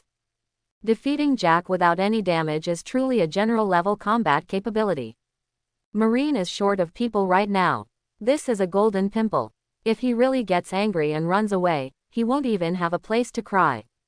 Thinking of this, warring states' tone became even softer. My eldest nephew, don't speak so harshly. Eldest nephew. Who is your eldest nephew? You are Zepha's apprentice, and you are half of his son. And I have been Zepha's good brother for many years. Isn't it too much to call you my nephew? Yes, that makes sense. This is worthy of being a fleet admiral, he is really thick-skinned. This is where the relationship starts. However, compared to being shameless, Bai Yi has never been afraid of anyone. Bai Yi pretended to be cordial and said, it's really not too much. Uncle Warring states, you see that we have this relationship, and you still want me to be a Marine Major General. Isn't it appropriate? Now it was Warring State's turn to be dumbfounded. This guy was actually thicker skinned than me. Is there any reason for this? Ahem, Major General Bai Yi, it has only been less than 2 months since you became a Major General. If you are directly promoted to a Lieutenant General in the Marine headquarters, it will have a bad impact. Bai Yi said indifferently, what's the point? If anyone doesn't like it, go to the 4 Emperors pirate group and capture the Emperor's lieutenant. I am strong and have made meritorious deeds, so I should be promoted. Don't make excuses about my lack of qualifications, that's all just to fool children. I'm an adult and I'm not that easy to fool. Quote, Warring States thought to himself, you have only just grown up for less than a year, and you are still pretending to be in front of a 60-year-old man like me. But what Bai Yi said was not unreasonable. You still need to discuss the matter of becoming Marine Headquarters Lieutenant General. However, the reason why I am calling you this time is because the world government has held a small meeting and I need you to attend. Quote, Bai Yi was stunned for a moment. What does the world government convening a meeting have to do with me? Because you are the main witness to the abduction of the celestial dragons, and besides you, Doflamingo will also attend this meeting. Doflamingo is coming too. Bai Yi was even more surprised. He kidnapped the Tianlong people and still dares to come to the meeting. I don't know the exact situation. It seems that Doflamingo did not admit that he held the Tianlong people hostage, so the world government convened this meeting to let him make it clear in person. Don't forget to come to Marine headquarters for a meeting in 3 days. Quote. After Bai Yi hung up the phone, he couldn't help but sigh. How important is the secret of the celestial dragons that Doflamingo knows? Even the matter of kidnapping Tianlong people could be suppressed. However, Bai Yi didn't care about this. Anyway, Doflamingo didn't only have such nonsense. Moreover, when Doflamingo was mentioned, Bai Yi suddenly remembered that he was a very suitable candidate to join the Yi organization. The user with surgical fruit ability, Trafalgar Law. If we were to say who hates Doflamingo the most, Luo would definitely be in the top 3. Moreover, Luo is not a bad person at all. Even when he became 7 warlords of the sea, he did so by stealing 100 pirate hearts. When forming an alliance with Luffy, he also seemed reliable enough and trustworthy. The most important thing is that Luo's fruit ability is very powerful. If cultivated well, he will be an absolute general with great combat power. As for whether Luo will agree to Bai Yi's invitation, this is not within Bai Yi's consideration at all. At that time, Bai Yi told Luo that he could help him kill Doflamingo on condition that he join the Yi organization. He would probably agree without even thinking about it. Not to mention joining the Yi organization, he wouldn't frown even if he was asked to commit suicide. Now Luo should have formed the Heart Pirates in North Blue, and is still adventuring in the first half of the Grand Line. At that time, it will be very simple to use my position to collect the location of the Heart Pirates. 3 days later, Bai Yi arrived at Marineland. I originally wanted to go see Teacher Zepha first, but as soon as I got off the boat, I was taken to the conference room by the soldier responsible for guiding the way. Along the way, Bai Yi clearly felt that the other Marine officers around him looked at him differently. Within these 3 days, the news of Bai Yi's defeat of Jack had spread throughout Marine headquarters. Many Marine officers find it incredible that Bai Yi is so powerful at such a young age. And some people, after learning what happened that night, I think Jack was attacked by General Aokiji first and was already injured, so he was not in his prime. Bai Yi just got a bargain. But only those who were there that night knew how Bai Yi defeated Jack. But Aokiji, who is also a Marine, has been sent to the New World by the Warring States period to station at the Marine Branch Base. Ray-san is from the world government, so it is impossible for him to come to Marine to explain to Bai Yi. And Bai Yi himself was even less able to defend himself. Therefore, this kind of sound often sounds in Marine. Bai Yi didn't care much about these. After all, there are such people everywhere. As long as no one is stupid enough to mention this matter in front of Bai Yi can pretend that he didn't hear it at all. But if someone is really stupid, Bai Yi doesn't mind using his fist to help him wake up. Under the leadership of the soldier, Bai Yi came to a small conference room, which was decorated simply. In addition to simple potted flowers and plants, there is a long oval table with 7 or 8 chairs around it. Shiro Yoruichi entered the door and saw Sengoku Fleet Admiral and Marine Staff Lieutenant General Suru. This was the first time Bai Yi saw Lieutenant General He and said hello with a smile. He also smiled and nodded. After all, Bai Yi was Zepha's apprentice, and their relationship was closer than the others. Hey, why are you here too?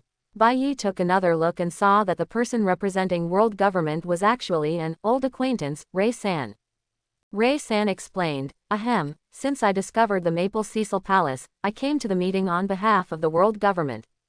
Bai Yi found a chair and sat down, and asked, Uncle Sengoku, where is Doflamingo? Uncle Warring States period. General He almost spit the tea he just drank into Sangwo's face. Ray-san on the side opened his eyes even more. Good guy, it turns out that Bai Yi is still Sengoku's nephew. Out of the instinct of a spy, 03 felt that this incident was worth recording.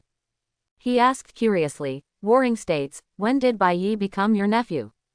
You actually still have this kind of relationship between you, does Zepha know? Facing He's question, Zongguo looked embarrassed. He didn't expect that brat Bai Yi would call him uncle at this time. But he couldn't say that 3 days ago, in order to get closer to Bai Yi. So, I shamelessly recognized Bai Yi as my great-nephew. Warring States explained with difficulty, he is my distant nephew. He is very far away. Zepha doesn't know about it yet. I only found out about it a few days ago. He obviously didn't believe a word of Sengoku's explanation. But seeing the sweat on Sengoku's anxious forehead, he didn't continue to ask. However, he knew that Sengoku was lying, but Lingson didn't understand and thought that what Sengoku said was true. After returning home, I plan to modify Bai Yi's information to show that he is the nephew of Marine Fleet Admiral Sengoku. Sengoku gritted his teeth and said, Byakuya, from now on in Marine Headquarters, please call me Sengoku Fleet Admiral.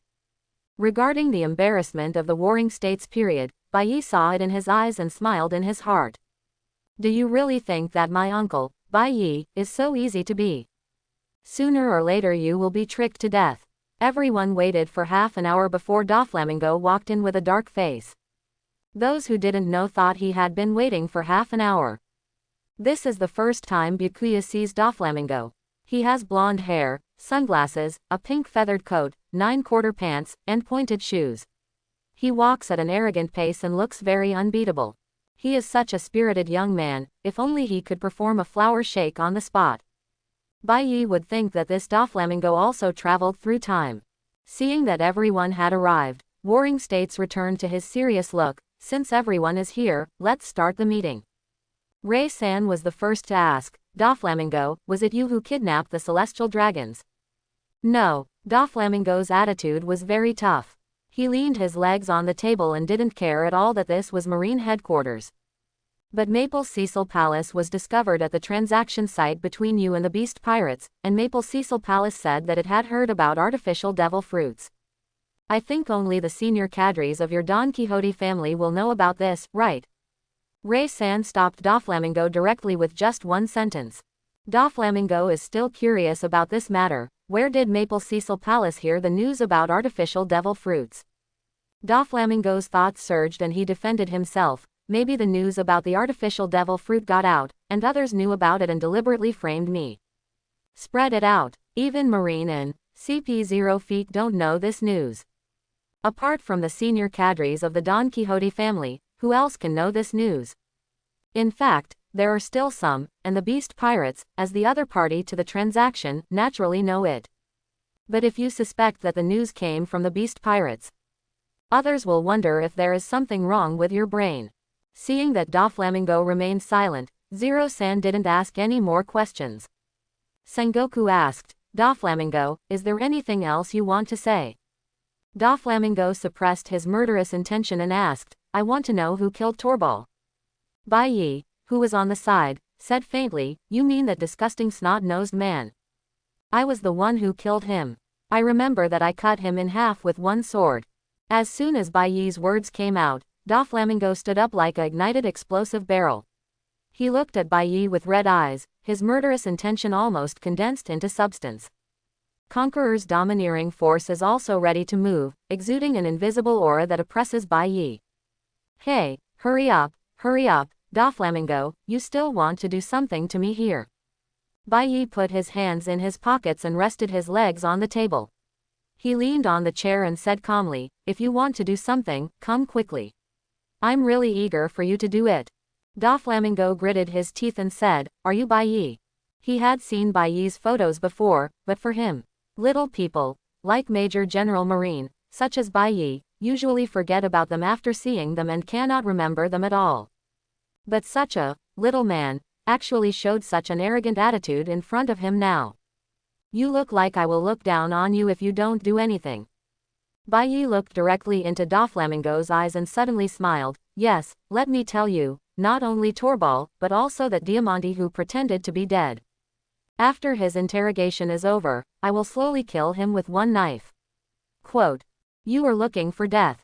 Facing Bai Yi's provocation, Doflamingo could no longer suppress the anger in his heart. Conqueror's domineering power erupted like a volcano. For a moment, the weaker marine soldiers around the conference room became confused and fell unconscious. Only school-level officers could barely resist, but they could only barely support their bodies, and it was difficult to even move. Doflamingo didn't even think twice and actually attacked Bai Yi directly in front of Sengoku. Five-colored thread. Doflamingo's right hand was like a beast's claw, grabbing Bai Yi, with thin, almost transparent threads extending from the tips of its 5 fingers. Don't underestimate these threads. Thanks to Doflamingo's years of fruit development, these threads are as strong as piano wire and can cut through steel with ease. Bai Yi's eyes flashed with excitement. He didn't expect Doflamingo to dare to take action once he was stimulated. If he takes this opportunity to kill Doflamingo directly, the world government can't say anything.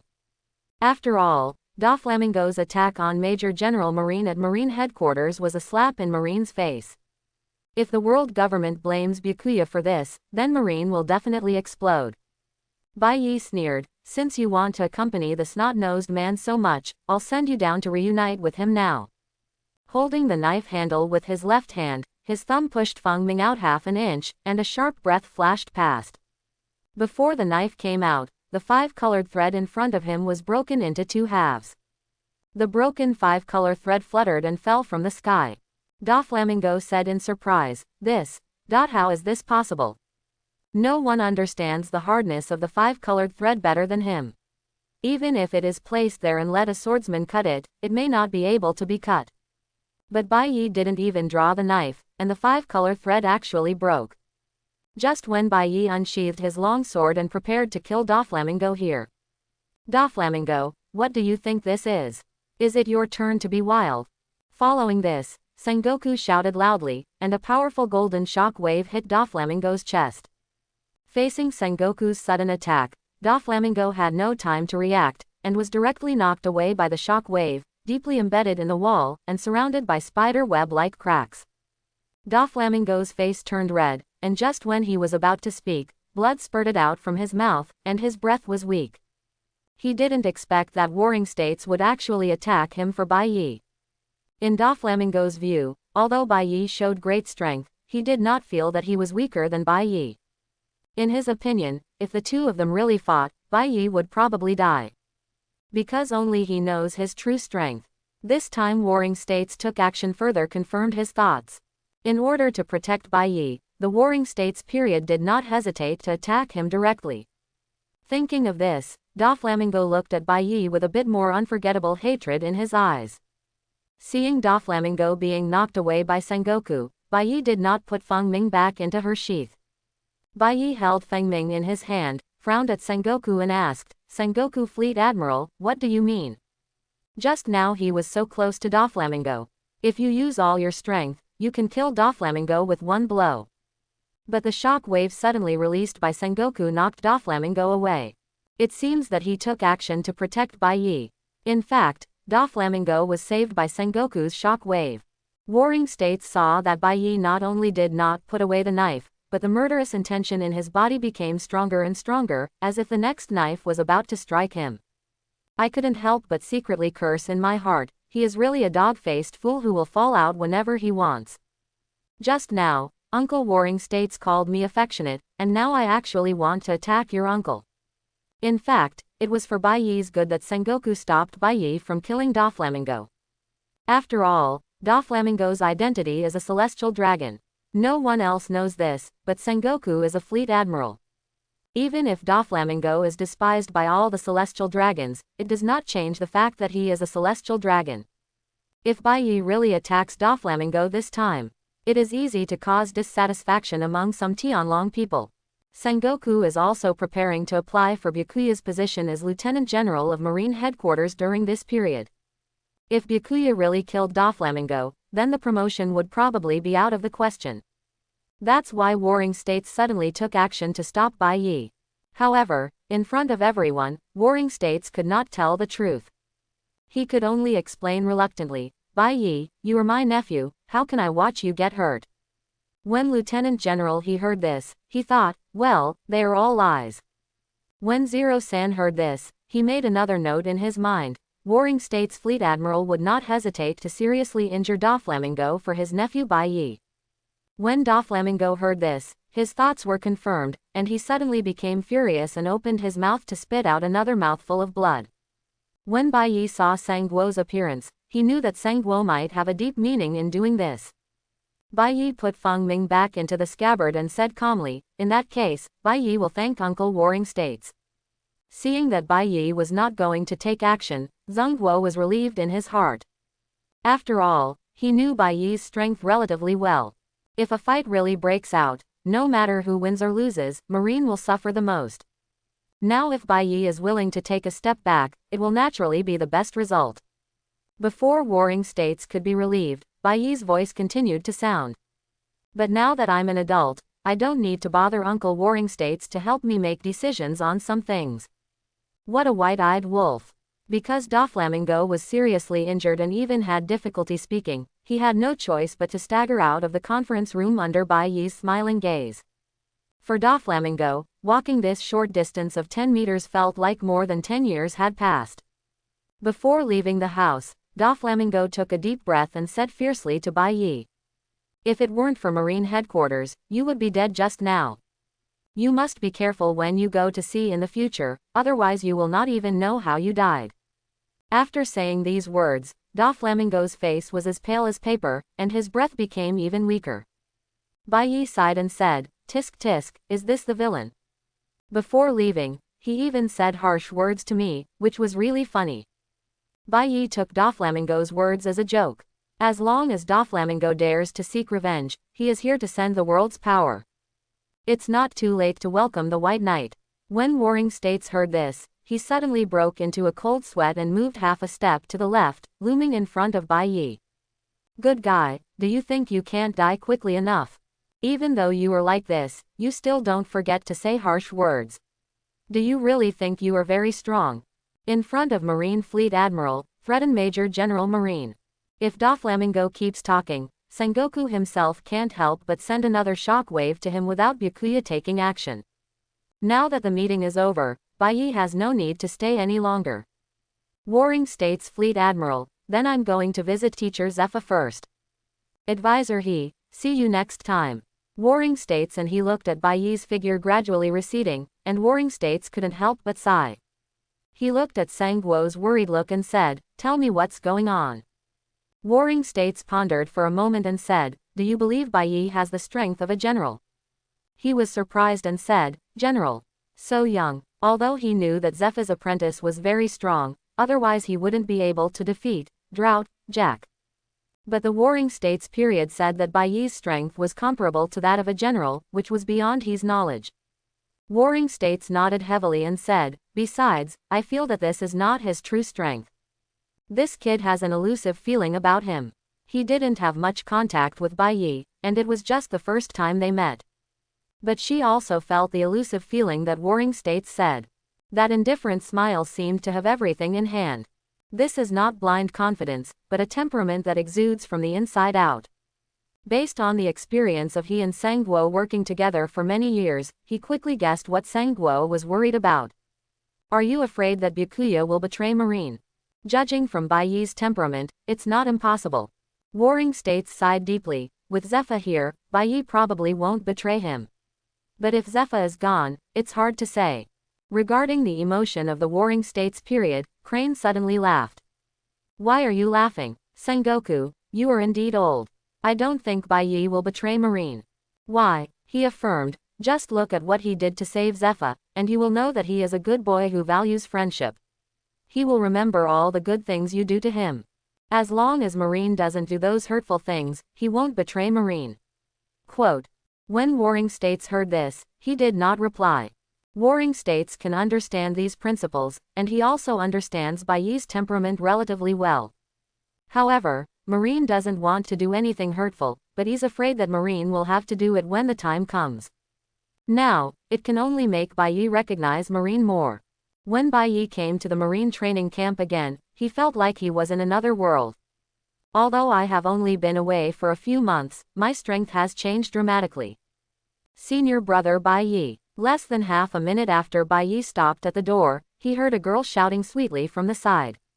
Looking back, he saw Ain with long wavy sea blue hair standing beside him. Bai Yi teased, "Hey, isn't this little Ain? Why are you here?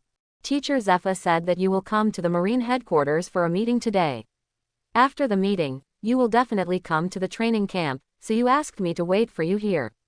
Faced with Bai Yi's teasing, Ain responded with a blushing face, quietly looking at Bai Yi with a bit of admiration in her eyes. Because, Bai's defeat of Drought Jack has already spread among Marine headquarters. In addition, Bai Yi showed great strength when he rescued Teacher Zepha last time. Therefore, many students in the training camp admire Bai Yi. As Zepha's apprentice, Ain listened to Teacher Zepha talk about Bai Yi every day and was very curious about Bai Yi. This time, when he heard that Bai Yi was coming to the training camp, he volunteered to wait at the door. Bai Yi didn't notice Ain's expression. After all, in Bai Yi's opinion, if he is so handsome, isn't it normal for people to look at him more than once? Under the leadership of Ain, the two walked towards Teacher Zepha's office. Along the way, Bai Yi also experienced what he felt when he and Garp first came to Marine headquarters. Whenever students see Bai Yi, they will all excitedly greet Bai Yi and respectfully call, "Senior brother Bai Yi." Even members of the original Anti-White Alliance were no exception. With great difficulty, he got rid of the crowd and arrived at Teacher Zepha's office. As soon as he came in, he saw Zepha holding a teacup and reading the newspaper leisurely. Ain knocked on the door and said, "Teacher Zepha, senior brother Bai Yi is here." "Teacher Zepha, I'm here to see you." Bai Yi greeted with a smile. "Well, you're here." Zepha raised his eyes to look at Yoruichi, put down the teacup in his hand, and read the newspaper again. Bai Yi is confused. What does it mean? Does this mean I'm not welcome? Bai Yi approached Zepha and said with a smile, "Teacher Zepha, how are your injuries?" Zepha rolled his eyes at Yoruichi. "Thanks to you, the injury that originally took a week has become half a month." Forehead. Obviously, Zepha is still angry about Bai Yi encouraging students to sleep more. "You must know that since that time, many people have been late for training every morning, and even worse, they have not even come. And when they talked about their reasons, they were very confident." He said that this was what senior brother Bai Yi taught him, and he could become a great swordsman as soon as he slept. At that time, Zepha almost lost his energy. If Zepha hadn't been ruthless, he would have changed this unhealthy trend in time. Otherwise, all morning training sessions in future training camps can be cancelled and everyone can sleep together. Just when Bai Yi was feeling embarrassed, Zepha suddenly asked, I heard that you are going to the capital of Seven Waters. Bai Yi quickly responded, yes, I'm going to build a boat of my own. Then take Ain with you. Ah, has a problem. No. Ain's pretty face was hot and she buried her head deeply in her chest. Chapter 71. After seeing Bai Yi agree, Zephyr showed a smile on his face and asked Bai Yi to sit down quickly. After Bai Yi sat down, he looked helpless. Teacher Zephyr, do you think this is the attitude when asking for help? Zephyr straightened his face and said, isn't it okay to just have this attitude when asking for help? Okay, you are so awesome. Ai Yin looked at Bai Yi's embarrassed appearance, covering his mouth and laughing secretly, his big and smart eyes narrowed into a crescent shape. Zephyr smiled and explained, Ain, she got first place in the assessment of this training camp and has learned everything she needs to learn. But you still have some experience in sailing on the sea. I think about you, you are so weak. So let Ain learn some experience from you and see more of the dangers in society. Quote. Yes, the old man really doesn't treat me as an outsider. These words were said directly in front of me. During the whole day and night, I wanted to take a look in the mirror and see if I had the word, bad guy, written on my face. By the way, what did you say during the meeting today? Bai Yi didn't hide anything and told Zephyr everything that happened at the meeting. When Zephyr heard that Doflamingo actually dared to attack Bai Yi in front of Sengoku, he was so angry that he almost broke the table. But when I heard later that Sengoku severely injured Doflamingo in order to save him, his anger dissipated a little. Zephyr sighed with emotion, don't blame warring states. In fact, warring states did this for your own good. Doflamingo's identity is a bit special. If you really kill him, you will get yourself into big trouble. Quote. Bai Yi collapsed on the sofa and crossed his legs. He was very comfortable, but very unimpressive. Ain's red lips were slightly opened, and he looked at Bai Yi with a little surprise in his eyes. She didn't expect that Bai Yi, who was so powerful outside, could actually assume such a lazy posture. I know this, Doflamingo's true identity is a celestial dragon. Zephyr was surprised and said, you know, but you still dare to kill him. Bai Yi said with a smile, can't the Tianlong people be killed? Hearing this, Zephyr and Ain were stunned. Kill the Tianlong people. They don't even dare to think about such a thing, let alone do it. Zephyr looked serious and reminded, Bai Yi, it's better to say less of this kind of words in Marine. Zephyr is also dissatisfied with what the Tianlong people have done, but this cannot be changed overnight. Moreover, if you want to change, the price you pay may be your life. Of course I know this. This is why I would say such things in front of a teacher. Byakuya suddenly asked, Teacher Zephyr, what do you think the establishment of Shichibukai means to Marine? Zephyr was stunned and said angrily, do you still need to ask me? Anyone who is a Marine knows that the establishment of Shichibukai is an insult to Marine's justice. Byakuya continued, so, I would like to propose the abolition of the Shichibukai system. Hearing this, Zephyr shook his head and said, you want to abolish the Shichibukai system. It's impossible for you, a Major General Marine, to do so. When the world government requested the establishment of Shichibukai, Sengoku, Garp, Suru, myself, Akainu, and Aokiji all raised objections, but Shichibukai was established anyway. Bai Yi smiled confidently and said, Teacher Zephyr, since I dare to say such words, it means that I have a certain degree of confidence. It's just that I need the teacher to do me a favor when the time comes. Quote. Seeing Bai Yi's vow, Zephyr instantly understood that this kid might have already thought of a solution. I'm afraid you came here specifically to ask for my help. What's the rush? I need the teacher's help in contacting other senior leaders in Marine to support me when I propose the abolition of the Shichibukai system. Over the years since Zephyr has been the chief instructor, more than 80% of the senior officers in the Marine Corps were taught by Zephyr. With this incense and love, they will not refuse at all. Actually, these are all minor issues. The most important thing is that you have to make the world government agree to abolish the Shichibukai system. Bai Yi's eyes flashed with confidence, Teacher, don't worry, it won't matter if the world government doesn't agree to it. Bai Yi already had a rough outline of how to do this. If the Shichibukai system can be abolished, it will be of great benefit to Byakuya. First, you can gain unimaginable reputation, complete achievements, and gain world power. Second, get more support from Marine, improve your official position, and gain world power. Third, the plot was changed and the world source power was obtained. As for the fourth point, Bai Yi doesn't know if it can be accomplished. But if it works, you can get a free general's combat power, which is not too sweet. Half a month later, Bai Yi had already set off from the Sabayati Islands and headed towards the capital of Seven Waters. The traveling crew has not changed since last time. It is still quick and dusky, plus Ain. Maybe it's because there is a branch of 100-meter-long precious tree, Atom, tied behind the boat. If this were placed in an auction house, it would be enough to fetch a high price of 400 to 500 million belly. Therefore, while sailing, from time to time, pirate groups who committed, lost mind, took the initiative to attack Bai Yi. As for these pirates in the first half of the Great Route, Bai Yi has no interest in taking action. Let Dasky and Ain take care of everything. Bai Yi was in charge, lying on the lounge chair, drinking juice, and using her good eyesight to appreciate the moving and heroic postures of the two female marine swordsmen in battle. There is no way, the girls in this pirate world are all very well developed, their figures are bigger than the others, and they are also good looking. This fight, good guy, is like a turbulent wave. Any man who comes here can't help but take a few more glances. Except Sonic, of course. This reminded Bai Yi of the kindness of teacher Zepha, and he was afraid that he would be bored during the journey.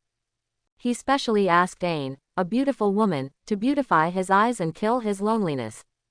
If Zepha could know Bai Yi's thoughts, he would probably be eager to kill this traitor. Quaker is responsible for teaching those dishonest soldiers on the ship a lesson. Whenever a soldier couldn't help but secretly glance at Dasky and Ain who were fighting on the pirate ship, Quick would appear behind the soldier, slap the soldier on the head, and shout loudly. Is this what you can see? If you watch again, I will let you deal with the pirates you encounter next time. Under Quaker's strict guarding, the eyes of the soldiers on the ship became much more restrained. Bai Yi was extremely satisfied with Quick's performance. It has to be said that Quaker has the potential to develop the dogleg industry. However, Bai Yi's watching is not in vain.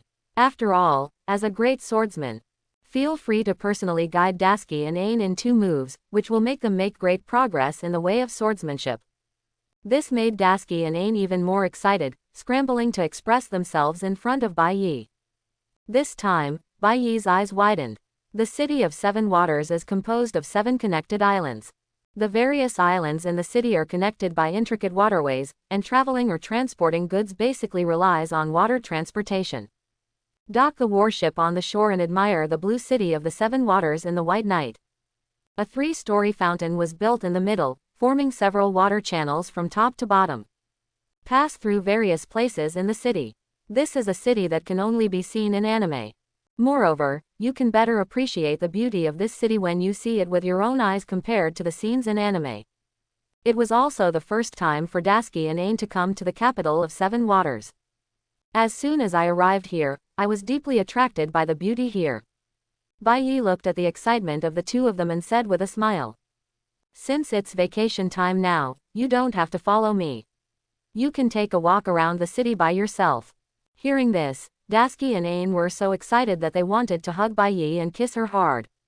In the blink of an eye, the two of them disappeared. The city of Seven Waters attracts many people who need shipbuilding because its shipbuilding technology is among the best in the sea. Among them are pirates. On the way Bai Yi came, he saw no less than 4 pirate groups. However, in the first half of the Grand Route, Bai Yi did not think that there were many pirates that could pose a threat to Dasky and Ain. When these pirates recognized Bai's ship as a rear admiral marine warship, they all moved out of the way for fear of being spotted. A major general from the marine headquarters is still a sufficient deterrent to them. Bai Yi ordered to Quick, just stay on the boat to prevent some blind people from taking a fancy to our branches. Major General Bai Yi, don't worry. Bai Yi jumped up and jumped off the boat. This time Bai Yi did not wear the Major General uniform, but changed into a shirt and shorts, with Feng Ming pinned to his waist. He looks like a swordsman visiting the capital of Seven Waters. I came to the capital of Seven Waters just to build a ship, to make full use of the treasure tree, Atom. Naturally, he would choose the best shipbuilder in the capital of Seven Waters. As for the candidate for shipbuilding, Bai Yi had already thought about it clearly.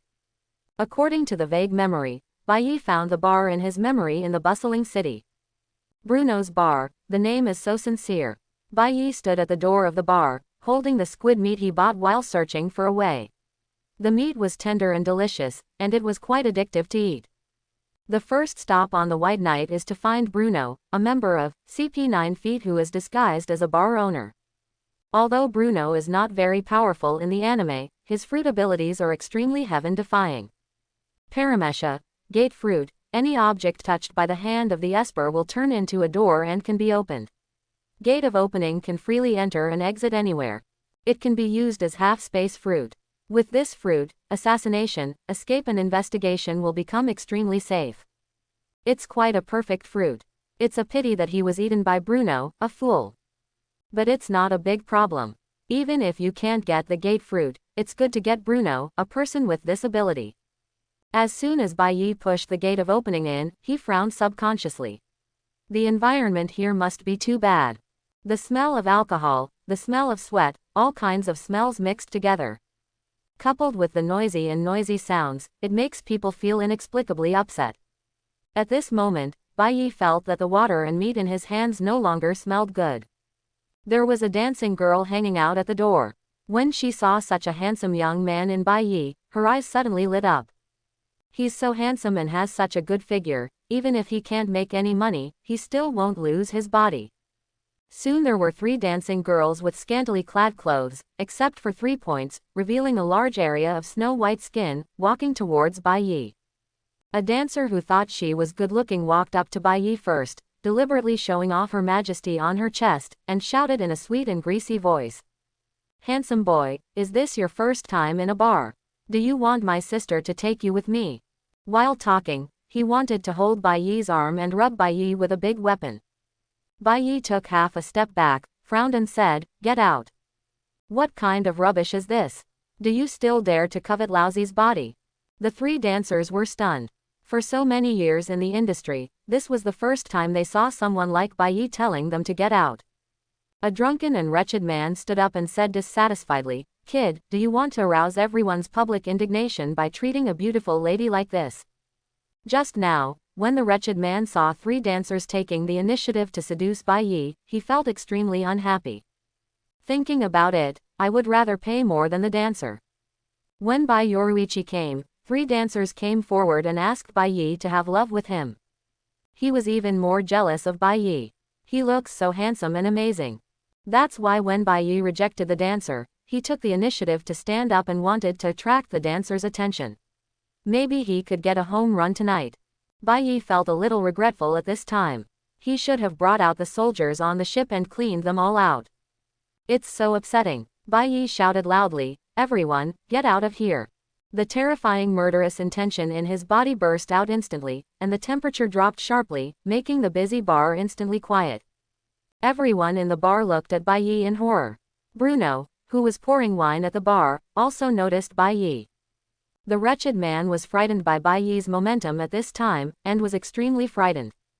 But maybe he wanted to show off in front of the dancer, or maybe drinking some cat urine really helps to boost bile. The wretched man gritted his teeth, pointed at Bai Yi and said, "You." Before he finished speaking, a bamboo stick was inserted into his head, leaving only a small section exposed. Blood flowed out along the bamboo sticks, and the scene was extremely bloody. Bai Yi still had a few bamboo sticks left in his hand. He looked around at everyone and said coldly, "Anyone who hasn't left within 5 seconds should not leave." Seeing that Bai Yi really dared to kill someone, everyone in the bar was so frightened that they ran out using their hands and feet. I was afraid that I would not escape within 5 seconds. Especially the dancer who just wanted to get close to Bai Yi, now she wants to be as far away from Bai Yi as possible. For a moment, Bruno's expression changed drastically. He was coming from a bad person. Out of experience, Bruno immediately realized that this young man was probably coming for him. Taking advantage of the chaos in the store and no one paying attention to him, Bruno put his hand on the wall. I saw the shape of a door instantly appear on the wall. Bruno quickly opened the door, and when a gap was opened, A bamboo stick wrapped in a light red air stream flashed in front of Bruno, nailed to the door, and completely submerged into the wall. The space gate formed by the ability was directly shattered. Bruno suddenly became a little panicked. For the first time in all these years, he saw his ability fail. At this time, the bar was empty. Bai Yi walked to the bar, looked at Bruno, and said lightly, "Very good ability, I like it very much." Looking at Bai Yi sitting in front of the counter, Bruno took a step back in fear, as if only pressing his back against the wall could bring him some sense of security. Bruno asked cautiously, "Who are you? What are you doing with me, an ordinary bar owner?" Bruno, who was as strong as a bull, looked a little like a little girl who had been cornered by bad guys. Bai Yi said with a half smile, "Can an ordinary bar owner be a user with the door fruit ability?" Bruno was shocked when he heard this. The person who came here actually knew exactly what devil fruit he had eaten. "I'm afraid that my true identity is also known to this man. Don't be stunned. Take me to find Rob Luki. I'll see him if I have something to do." After hearing Lu Qi's name from Bai Yi's mouth, Brewer was even more certain that Bai Yi's target was CP9. Thinking of this, the fear in Bruno's eyes gradually disappeared, and his expression became more determined and decisive. "It's impossible for me to take you to see Lu Qi, so just give up." After saying this, Bruno took the initiative to attack Bai Yi, his index and middle fingers together like swords, and stabbed Bai Yi's chest fiercely. Bai Yi said with great interest, "I haven't used the finger gun for a long time." Then, the index finger was as fast as lightning, directly facing Bruno's two fingers before Bruno's attack came. Crack, click, hearing only two crisp sounds of bones breaking, Bruno's expression became extremely painful, and large beads of sweat oozed from his forehead, but he did not let out a single scream. Bai Yi looked at Bruno with satisfaction. In order to protect his companions, he dared to take action against a powerful enemy. Two finger bones were broken, but he could endure the pain without making any sound. "Not bad, he is a man." Bruno covered his two broken fingers and looked at Bai Yi in surprise. If he had read correctly just now, the other party also used a finger gun. On the sea, basically only people from Marine and World Government will use the Marine sixth form. This means that the guy in front of you is not necessarily an enemy. Bai Yi smiled calmly and said, "Let me introduce myself. My name is Bai Yi. I am currently Major General Marine." Byakuya, Major General Marine. A report suddenly appeared in Bruno's mind. Marine Major General Byakuya defeated one of the three signature characters of the Beast Pirates, Drought, Jack. Because there was no photo posted on it, Bruno only knew his name. But he didn't expect that Marine Major General Bai Yi who defeated Jack would be so young. Moreover, as a Marine, how could Byakuya know about the situation of our CP9 feet? "What do you want to do when you come to see me this time?" For a time, Bruno's little head was filled with doubts. Bai Yi did not embarrass Bruno. "With my strength, it is easy to kill you, and we are not enemies. First a Marine, you are CP9 feet, we both belong to the world government. I just want to discuss something with Rob Luki. Actually, even if you don't take me there, it's not a big deal. If I remember correctly, Rob Lucci should be working as Carrera's boatman now. And he also became one of the 5 foremen of shipyard number 1. Quote, "Tell me, if I find him by myself, how long will it take?" Every word Bai Yi said made Bruno's heart tremble. He never thought that Bai Yi would understand their situation to this extent. Just as Bai Yi said, even if Bruno doesn't lead Bai Yi. With this information, Bai Yi could appear in front of Lu Qi the next day. The only difference is that if Bruno leads the way, he can save a whole night. Bruno looked at Bai Yi and asked, "If I show you the way, are you sure we, CP9 feet, won't take action?" "Certainly." Bai Yi casually picked up the wine that had been mixed on the bar, took a sip, and praised, "Your bartending skills are good." Looking at Bai Yi, Bruno let out a long sigh, activated his fruit ability, touched his hand in midair, and an illusory door appeared in front of Bai Yi. Although Bruno is not smart, he is not stupid. He knew that the strength shown by Bai Yi was simply not something they could resist. Moreover, Bai Yi seemed to have no intention of killing anyone. Bai Yi curiously looked at the door emerging in the air. Bruno la after the gate of opening, what appeared behind the door was a dark tunnel, so deep and dark that there was no end in sight. Bai Yi followed Bruno and walked in. This place seemed to be a separate space different from the outside. The door fruit is like a key, which can open the door to this space in various places. Bai Yi followed Bruno, looking at everything around him with interest. Bruno always paid attention to Bai Yi's actions and saw that Bai Yi focused all his energy on the surroundings and did not pay attention to himself. Bruno even wanted to use the fruit's ability to leave this space instantly and leave Bai Yi alone inside. This is a feasible approach. But you have to take a huge risk. Once the action fails and you are trapped by the White Knight. Words that made Byakuya become angry. Bruno needs to think carefully about whether CP9 feet can withstand Bai Yi's anger. After struggling in his mind, Bruno finally gave up the idea and honestly led Bai Yi. Looking at Bruno's back like an old scalper, Bai Yi had a smile on his lips. Do you really think that a LYB like Bai Yi would hand over his life to others? The moment Bai Yi came in, Bai Yi discovered that the stability of this space was more than twice as bad as the outside. As long as powerful force breaks out, it is easy to break this unstable space and return to the real world. In other words, if Bruno really leaves Bai Yi here, Bai Yi can also punch through this space and leave calmly. That's why he was so relaxed and seemed to let Bruno leave. It can be said that when Bruno chose to give up this idea, it is equivalent to saving the lives of the entire CP9. In Bai Yi's opinion, CP9 feet is very useful, but it can only go so far. It's good to have it, but it's just like that if it doesn't. The two walked for nearly 5 minutes and came to a void. Bruno stopped and said, "This corresponds to Lu Qi's room. I hope you can abide by what you said. Don't worry, Bai Yi, am the most trustworthy." Listening to Bai Yi's words, Bruno sighed and was about to use his fruit ability to hit the gate of opening and get out of here. But he saw Bai Yi walking in front of him, throwing a seemingly ordinary punch, and punching into the void. The space in front of him instantly collapsed, forming a huge deep black hole. Bai Yi took the lead and strode into the black hole, leaving Bruno with a stunned look on his face. He was actually able to break the space and get out on his own. Late at night, after a busy day, Rob Luki finally felt free and could take a good rest. After lurking in the capital of Seven Waters for 4 years, his craftsmanship in building and repairing ships became increasingly sophisticated. He grew from a small repairman to one of the 5 foremans. During these 4 years, Lu Qi had somewhat forgotten his true identity and the tasks he shouldered. The interactions with the surrounding workers and the fun in ordinary life are all feelings that Lu Qi has never experienced before. Lu Qi sat on the edge of the bed, looked up at the bright moon in the sky, and murmured, "It would be great if it could always be like this." After saying this, Lu Qi smiled bitterly and shook his head. He could only think about such things. Just as Lu Qi was about to lie down and rest, he suddenly noticed something was wrong with the wall next to the bed.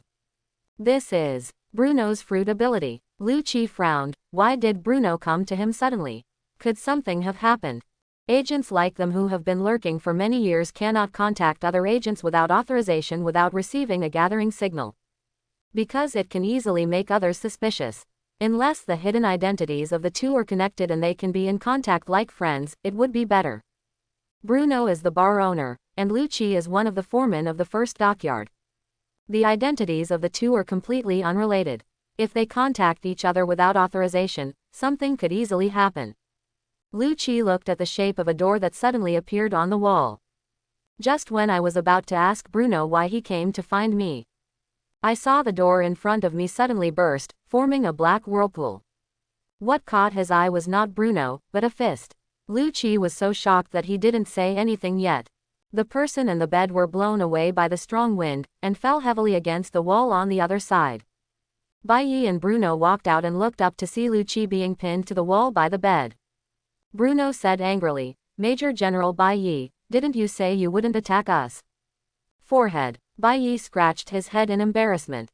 He really didn't want to attack. But who would have thought that space would be more fragile than Bai Yi thought? In fact, only 40% of his strength was enough to break through the space, but Bai Yi used 50% of his strength to punch. After breaking through the space, the extra power escaped from the vortex, causing Lu Qi's tragic situation. Bai Yi looked at the angry Bruno and said helplessly, accidents are all accidents. I am the most trustworthy person. Seeing that Bai Yi's embarrassed expression didn't look like he was faking it, Bruno couldn't blame Bai Yi anymore. If Bai Yi really made Bai Yi angry and broke the agreement, there was nothing they could do. Lu Qi, are you okay? Bruno hurriedly walked in the direction of Lu Qi, wanting to see if Lu Qi was injured and tell him Bai Yi's identity. Crack! The bed covering Lu Qi suddenly exploded, and a dark yellow figure emerged from the debris at an extremely fast speed. Lu Qi had now transformed into his beast form, with his arms straightened and the palms of his two fists facing each other. All his strength was concentrated on his fists, preparing to send out a powerful shock wave. The secret of the 6 styles, the greatest wield the 6 King's Spear. Bai Yi couldn't help but smile. This is getting more and more interesting. Lu Qi looked at the inexplicable man who appeared in front of him and already had a rough guess in his mind. Most likely this guy threatened Bruno to find him.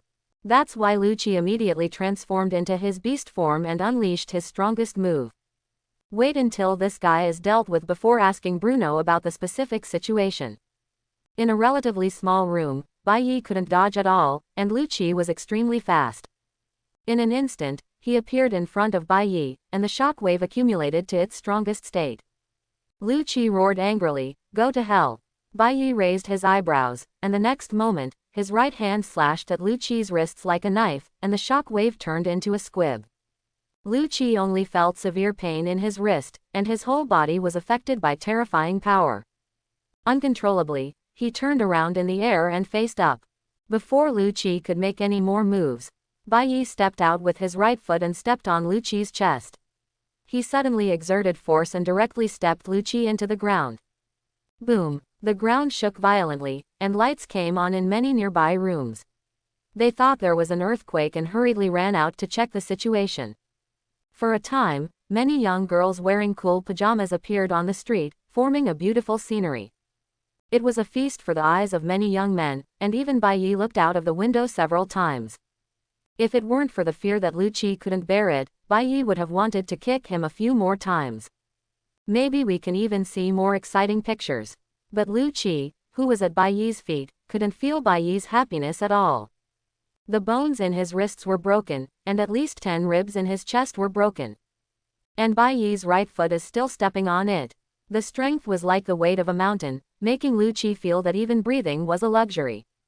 Bruno watched as Lu Qi, the strongest in CP 9 feet in 800 years, went from attacking to being stepped on and losing his ability to resist. Only 3 seconds had passed. This gave him a new understanding of Bai Yi's power. After being stunned for a while, he saw that Lu Qi's face was so red that he couldn't even cover the yellow hair on his face, looking like he was about to suffocate. So, he quickly walked up to Bai Yi and said plaintively, "Major General Bai Yi, didn't you say you won't attack us?" After Bruno finished speaking, Bai Yi didn't react at all. His eyes were still looking straight at the girls in cool clothes outside. He murmured, D, E, C, D, F. A. Shiro Yoruichi couldn't believe it. There is actually a girl who is in the world of pirates. This is so unscientific. Has this girl not eaten since she was a child? Bruno didn't know what Bai Yi was talking about, but when he saw Lu Qi, he already rolled his eyes. If Bai Yi doesn't let him relax, we can start the dinner directly later. So, he had to bravely push Shiro Yoruichi gently. Bai Yi frowned and said unhappily, "What do you want to do? There are too many girls out there, and Bai Yi hasn't finished watching them yet." Seeing that Bai Yi was a little impatient, Bruno pointed tremblingly at Lu Qi at Bai Yi's feet. Only then did Bai Yi notice that Lu Qi was still at his feet, looking like he was about to die, so miserable. Sorry, it feels furry when I step on it and feels good on my feet. I thought it was a carpet and I forgot that I was stepping on someone." After saying that, Bai Yi lifted his right foot and rubbed it on Lu Qi again, enjoying the good foot feeling again.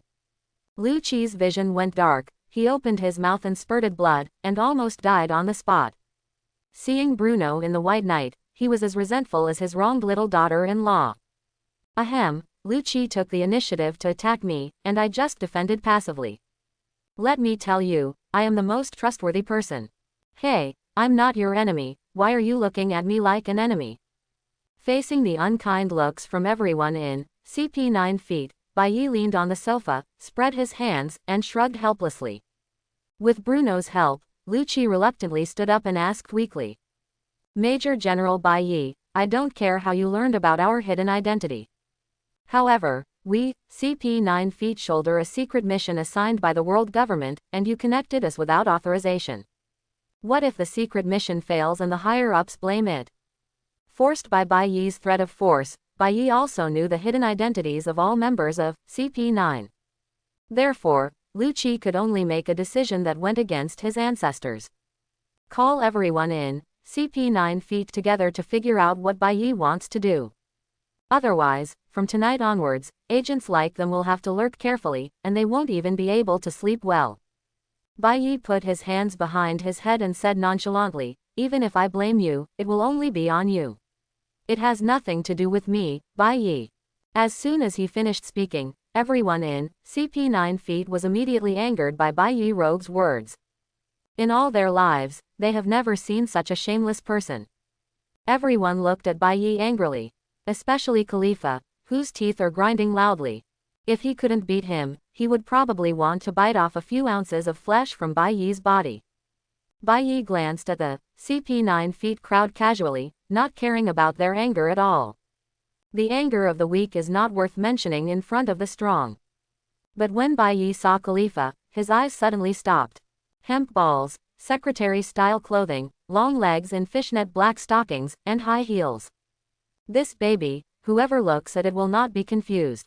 Under Bai Yi's gaze, Khalifa still looked like little Pepper just now. She glanced at Shiro Yoruichi timidly and hid behind her in fear. Those who didn't know better thought that Bai Yi was going to execute her on the spot. As the true leader of CP 9 feet, Lu Qi, with Bruno's support, stood in front of Khalifa, blocking Bai Yi's teasing eyes. Bai Yi pouted and said, "Tisk, it's boring." Seeing Bai Yi's childish behavior, Lu Qi looked at Bai Yi helplessly and said, Major General Bai Yi, can we get down to business first? Bai Yi said in surprise, doing business now? Isn't it too fast? Sister Khalifa and I are not very familiar yet, so why not communicate more first? Quote. For a moment, Lu Qi was so angry that he almost vomited blood. What the hell is this, Major General? Can we still communicate normally? Bruno, who was supporting Lu Qi, could clearly feel that Lu Qi's body was shaking more and more violently, and the air intake was obviously less than the air out. Lu Qi gritted his teeth and said, Major General Bai Yi, what do you want to say when you come to us? Seeing Lu Qi's current state of being unable to even stand, Bai Yi was afraid that if he continued teasing him, he would be pissed off. That's it. I'm here this time to ask you to become my subordinates and work for me in the future. Bai Yi spoke very straightforwardly, without any concealment. Hearing Bai Yi's words, Lu Qi was stunned and asked blankly, do you want us to join Marine? But we belong to a spy organization and know many things. The world government will not allow us to join Marine. Bai Yi shook his head and said, it's not Marine, it's the organization, Yi, I established myself. Night. At this moment, Lu Qi suddenly felt that he was usually quite smart, but now he suddenly wasn't quite able to use it. An organization founded by Major General Marine himself. Bai Yi said lightly, you have two choices now, join or be forced to join. CP 9 feet. Everyone rolled their eyes. Good guy, can't you just say there is only one choice? Lu Qi took a deep breath and asked in a deep voice, what if we choose to refuse? Bai Yi said as a matter of course it's a dead end. Who let you hear my secret? CP 9 feet is so popular that everyone's teeth are shattered. This is not what we want to hear, it's obviously what you insist on telling us. Although everyone was extremely angry, people had to bow their heads under the eaves. If they choose to refuse, Bai Yi's strength is enough to kill everyone in an instant. Others focused their attention on Lu Qi. As the true leader of CP 9 feet, Lu Qi. No matter what choice Lu Qi makes, they will obey Lu Qi's decision. Faced with this choice of no choice, Lu Qi said quite simply, we are willing to join the Night organization. Very good, but just saying it is not enough to prove that you are sincerely joining the Yi organization. Bai Yi clapped his hands and said, you also need a certificate of nomination. Certificate of voting. Lu Qi vaguely guessed what Bai Yi was going to say next. I'll give you 1 hour to bring over the head of Spandam, the chief of CP 9 feet. Everyone's expressions suddenly changed. Killing Spandam would be an act of betrayal and would result in endless pursuit by the world government. Starting from now on, if I don't see Spandam's head within an hour, or if one of you is missing, Lu Qi's head will also move. Bai Yi pulled the stiff-faced Lu Qi to his side and said indifferently to everyone. With Lu Qi in hand, Bai Yi didn't worry about them leaking the news at all. Lu Qi remained silent. He did not want his brothers and sisters to be hunted down by the world government because of him. But if he tried to persuade them, he was worried that Bai Yi would directly kill them all. Bai Yi said calmly, there are still 59 minutes. Let's go. Kaku said first. Bruno, hurry up to the gate of opening. If the operation goes well, 1 hour will be enough. The 6 people decisively entered the space door opened by Bruno and disappeared in front of Bai Yi and Lu Qi. Lu Qi looked at Bai Yi, who looked calm. Aren't you worried that they won't come back after they leave? Bai Yi smiled and said, you have to believe in your weight in their hearts. What exactly do you want to do? As Major General Marine, why do you want to establish an organization secretly? I am for world peace. ... As Bai Yi expected, everyone from CP 9 feet rushed back within half an hour. Kaku put Spandam's still frightened head on the table and said indifferently, we have completed the mission, you can let Lu Qi go. Bai Yi took out the video phone bug and said with a mysterious smile, there is one last thing to do. Half an hour later, I saw only 7 people from CP 9 feet standing in a row with shame on their faces. Bai Yi, on the other hand, was holding an image phone bug and patting everyone. Let's start. I saw that everyone in CP 9 feet was extremely ashamed and said, in order to prevent the world from being destroyed, in order to protect world peace. A cute and charming decent character who implements love and true justice. Lu Qi, Kaku, Khalifa, we are the Night organization that protects the world. A justice and peaceful tomorrow is waiting for us. Khalifa suppressed her blush and whispered, that's it, meow. Bai Yi put away the video phone bug with satisfaction and said excitedly, very good, from today on you are a member of the Yi organization. The current CP 9 feet is completely on Bai Yi's pirate ship. The matter of killing Spandam will probably be discovered soon. When the above cannot contact them, they will most likely be suspicious of them. Moreover, Bai Yi also had a video of them announcing their slogan. They have no room for regret now. But this is not without its benefits. At least they no longer have to shoulder the task of world government and continue to lurk. Now that things have developed to this point, Lu Qi thought about it and decided to tell Bai Yi about the secret mission he and others were carrying out. It can be regarded as a sign of loyalty to Bai Yi. Lu Qi said slowly, Sir Bai Yi, actually we, CP 9 feet have been lurking in the capital of 7 waters for nearly 4 years, just to obtain the legendary ancient weapon construction plan. Seeing how easily Lu Qi revealed the biggest secret of their group, Khalifa and others were very surprised because this was not in line with Lu Qi's character at all. But Lu Qi didn't think it was a big deal, since he had chosen to join Yi. Naturally, you have to show your own value so that Bai Yi can take a high look. This can be regarded as paving the way for them in the future. Bai Yi looked at Lu Qi with satisfaction. Yes, this young man is very savvy. In the future, maybe we can compete with Quick for the first dog leg position. Bai Yi said nonchalantly, isn't it just the construction drawings of Pluton? As soon as this statement came out, CP 9 feet and others were so scared that their pants fell off. Bai Yi actually even knew about the construction drawings of Pluton. What else did he not know? Bai Yi looked at everyone's shocked faces and said with disdain, what's so surprising about this? I also know that there is a Pluton in the kingdom of Alabasta. This sentence shocked them even more. Their legs became weak and they could hardly stand still. What do you mean, the construction drawings of Pluton, that the world government has been dreaming about are nothing in your eyes? Even the finished Pluton battleship, which can destroy an island with one shot, are not taken seriously by you. In fact, Bai Yi is not interested in this so-called ancient weapon, Pluton. After so many years, who knows what this Pluton has become? How many of the weapons installed on it are still available for use? It might sink directly into the sea. Besides, Pluton can build an island with one shot. No matter how strong it is just a foreign object. Those who place their hopes on external things are all weak, and only those who are strong themselves are truly strong. When Laozi's integration level is higher, he can build an island with one punch. Wouldn't he be great? Seeing everyone's expressions of unrelenting, Bai Yi opened his mouth and said, "Since you have joined the Yi organization, you should take a long-term view, work hard to improve your own strength, and don't think about trivial things. The goal of our organization is world peace." Bai Yoruichi's words made Lucci and others feel as if they had joined a quite extraordinary organization, and even ancient weapon was not looked down upon. Everyone felt that the blood in their bodies was boiling and they were full of energy. Seeing everyone's enthusiasm, Bai Yi was very satisfied and said, "I have a task now that I need you to complete."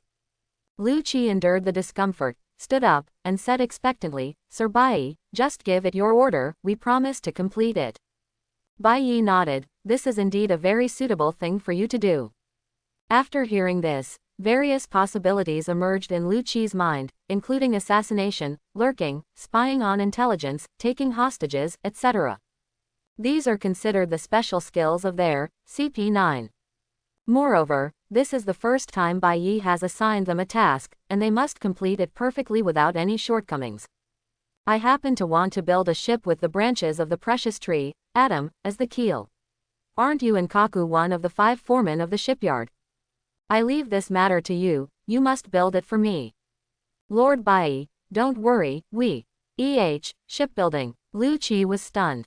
With his naughty kiss, you conquered our CP9 feet, a professional spy organization, just to let us build a ship for you. Not to mention Lucci, even Khalifa and others were shocked by Bai Yi's sudden turn of events. The blood that was boiling just now suddenly cooled down. Bai Yi looked at everyone's wilting appearance and wondered, "What's wrong with you? Isn't shipbuilding what you are best at?" Lucci smiled bitterly and said, "Sir Bai, actually you don't need to subdue us, we will build a ship for you." "I know this," Bai Yi said matter-of-factly, "but after I conquer you, I won't have to spend any money if I ask you to build a ship for me." Lucci was so angry that his injury recurred, his vision went dark and he fainted. Bruno and others supported Lucci in panic. Khalifa stared at Bai Yi angrily with his big eyes, his little tiger teeth grinding loudly. Bai Yi said nonchalantly, "Hurry up and heal Lucci's injury. Don't delay shipbuilding. Also, your strength is really too weak and you need to strengthen your training."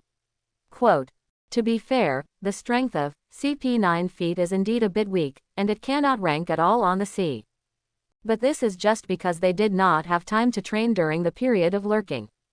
Strength has entered a period of stagnation, that's why it's like this. In fact, their talents are not bad, they can be regarded as unique among thousands. After all, being able to pass the world government's selection and enter CP9 feet has already proved their childhood talent. If they can practice well for a period of time, their strength will definitely improve by leaps and bounds. By the way, there is one more thing you need to do." Half an hour later, Kaku and Jabra, with the assistance of Bruno, successfully captured Bingshan and Frankie in front of Bai Yi. When Bingshan and Frankie woke up, Shiro Yoruichi was the only one left in the room. CP9 feet and others have already left here. Bai Yi did not hide his identity in front of CP9 feet and let them know that Marine Major General Bai Yi was the founder of the Yi organization. It's because CP9 feet will be hunted endlessly after betraying the world government. Even if CP9 feet wants to betray Bai Yi, no one will believe a traitor's words. Moreover, Bai Yi belongs to the Marine headquarters and is not just a Marine Major General. He has Marine Chief Instructor Zepha as his teacher, Sengoku Fleet Admiral is his chief uncle, General Aokiji's favor, plus his own strong strength. As long as it's not something with a particularly big impact, such as killing a celestial dragon in public, it is impossible for the world government to attack Bai Yi out of a sudden thought. That's why Bai Yi appeared in front of CP9 feet with his true identity. After Bingshan and Frankie woke up from their coma, they found themselves in an empty room, tied up with special ropes, completely unable to move. The two looked at each other worriedly, with unspeakable worries in their hearts.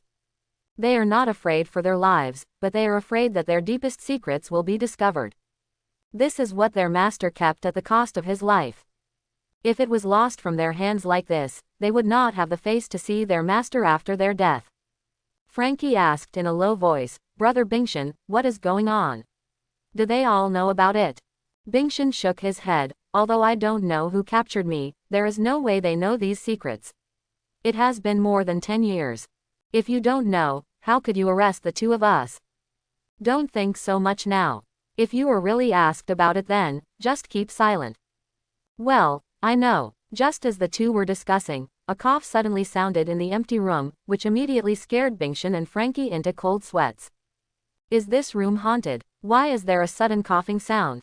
However, Bai Yi, who was sitting not far behind Bingshan and Frankie, looked helplessly at the pair of fellow apprentices who were looking around them very vigilantly. Because it was late at night and the waning moon was obscured by dark clouds, the room was dark.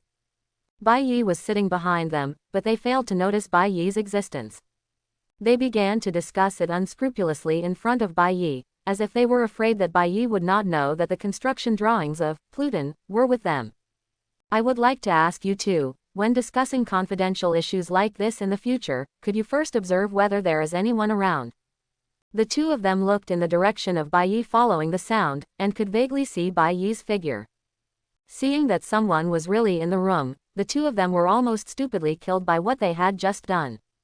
Frankie thought about how he had stayed anonymous and changed his identity for so many years just to avoid people discovering his connection with the iceberg. As a result, I ended up telling the secret in front of others. If it weren't for the rope, Frankie would have wanted to hit himself to death. As the mayor of the Seven Rivers City, Bingshan can be regarded as a man who has seen big events. At this time, he was able to remain calm enough and said in a deep voice, "Who are you? Why did you kidnap us here? Actually, I need your help with something." When Frankie heard this, his temper suddenly rose, and he shouted angrily, "Are you asking for help? If you tie me up, Lousy will not help you even to death." "Oh, is it so?" Bai Yi walked out of the shadows, stood in front of Frankie and said, "If you are not willing to help me, then you can really die. But before I die, I may be able to take out the Pluton manufacturing blueprint hidden in your chest. Then, hand it over to the world government, and maybe I can get a promotion." Quote. Frankie, who was still struggling desperately, stopped struggling instantly after hearing Bai Yi's words, as if he was really dead. This was a secret that he and Brother Bingshan protected with their lives, but now they were told so easily by others. Bingshan's face was as pale as an iceberg now. He looked at Bai Yi with cold eyes and asked, "Are you from the world government?" Bai Yi smiled and said, "World government? That's right. Let me introduce myself. My name is Bai Yi and first I'm a Marine." Marine, not a spy organization. Bingshan suddenly felt a little blocked in his chest, and there was a breath that couldn't go up or come down. It's okay if you say you are a spy organization. After all, they have been investigating the whereabouts of the Pluton drawings for all these years. There are countless people lurking around us, and they learned the news.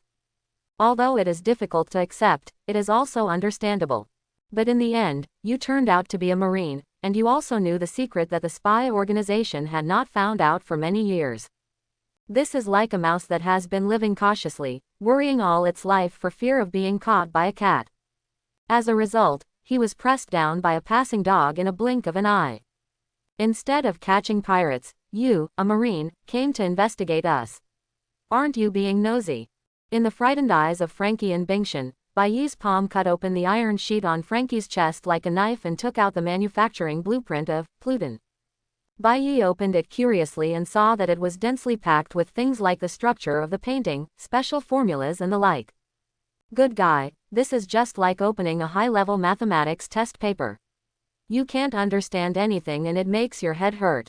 So, Bai Yi quickly closed it again. He also cursed and said that such things that normal people can't understand should be destroyed. Seeing that the drawings were taken away by Bai Yi, Frankie struggled desperately and said angrily, "Give us back the things." Bingshan's face was ashen, and he knew that everything was over. Bai Yi didn't care about Frankie's attitude at all and said calmly, "I need you to help me build a ship with the branches of the precious tree, Atom, as the keel. When the ship is finished, I will put this thing Ancient weapon. Pluton. Construction blueprint only. Recycling price. 1000 points of world source power. This thing is really a treasure. Bai Yi's eyes widened and he looked at the yellowed drawings in his hands. 1000 points of world source power can be exchanged for Jack's 5 tusks. 5 tusks. If Jack is allowed to grow slowly, he doesn't know how many years it will take him to grow. Frankie and Bingshan were still waiting for Bai Yi to continue talking, but Bai Yi suddenly stopped mid-sentence. And seeing the excitement on Yoruichi's face, the hand holding the drawing was trembling with excitement. The two of them understood that the things that Master had protected with his life might really fall into the hands of the world government. The three of them, Master and Disciple, were unable to protect the blueprint despite their lives. A sad emotion surged into their hearts. But Bai Yi's next words made the two of them tremble. I originally wanted to wait until you finished building the ship before returning this blueprint to you. But I suddenly realized that something like this spreading on the sea is simply a source of turmoil, threatening the peace of the sea at all times. Bingshan looked at Bai Yi in surprise. What on earth do you want to say? I mean, the blueprint cannot fall into anyone's hands. Only by destroying it can we ensure the stability of the sea. In this case, the world government will not be able to find blueprints on you, so its efforts will naturally not be in vain, which is also a good thing for you. Quote. Frankie hurriedly defended, but Bai Yoruichi interrupted righteously, not that much, but let me end the source of this cholera. The yellowed drawing instantly turned into a ball of powder in Bai Yi's hand and dissipated in the air. In fact, Bai Yi just took out a random piece of paper from the system space and shattered it into powder when he recycled the drawing. Anyway, with the strength of Frankie and Bingshan, there is no clue. Frankie looked at the powder dissipating in the air and murmured, the drawings, are really gone. Seeing this, Bingshan couldn't help but shake his head and sigh, feeling unspeakable emotions in his heart. The disappearance of the drawings may be a good thing for their senior brothers, at least they no longer have to live in fear. But Bingshan still couldn't figure out why Bai Yi did this. In the middle of the night, the two of them were kidnapped inexplicably. Their identity was not the Secret Service organization that had been investigating them, but Marine, who had nothing to do with them. Moreover, this Marine also knows all their secrets, even knowing that the Pluton blueprint is hidden in Frankie's chest. The most outrageous thing is that when this Marine found the forging blueprint of the ancient weapon, Pluton, that the world government coveted, it was actually destroyed directly in front of them. If the people from the world government knew about this, they would probably faint on the spot. But what exactly is this Marine planning? He can't just kidnap them and tell them a bunch of their secrets just to scare them, right? Bingshan thought hard and couldn't come up with a reasonable reason, so he had to ask. Mr. Bai Yi, where are you from? Didn't I say that I am a righteous Marine? In fact, I saved you by sending people to kidnap you this time. Frankie and Bingshan asked in confusion, saved us? Bai Yi nodded heavily. You probably haven't realized that the spy organization sent by the world government has been lurking around you for several years. The purpose, of course, is the Pluton construction drawings on Frankie's body. Quote. Bingshan and Frankie did not question Bai Yi's words because this was the consistent method of world government. And as I said, the Pluton construction drawings cannot easily fall into the hands of the world government. Once the world government succeeds, the entire sea will become turbulent. But it is too difficult for you two brothers and sisters to keep the construction drawings of Pluton alone. So, as a righteous Marine, I can only destroy the Pluton construction blueprints to prevent this from happening. In this case, even if the world government continues to investigate, it will only be able to investigate the mysterious person who kidnapped you, and will not implicate you. You are safe now. Bai Yi's words sounded reasonable at first glance, but after thinking about it, they made no sense. There was nothing that could be done about it. Who let Bai Yi know that the Pluton construction drawings could be exchanged for world source power at a moment's notice? Therefore, I had to improvise and make up a bunch of words that seemed to make sense. Frankie obviously didn't have enough brains and was fooled by Bai Yi, looking like he suddenly realized something. But looking at the rope tied to his body, he wondered, then why do you have to tie us up? Bai Yi said angrily, didn't I tell you that I want you to help me build the ship? Bingshan smiled bitterly and said, but if you tell us normally, we will be willing to build a ship for you. Because Lousy didn't want to pay, he had no choice but to tie you here and force you to build a boat for me.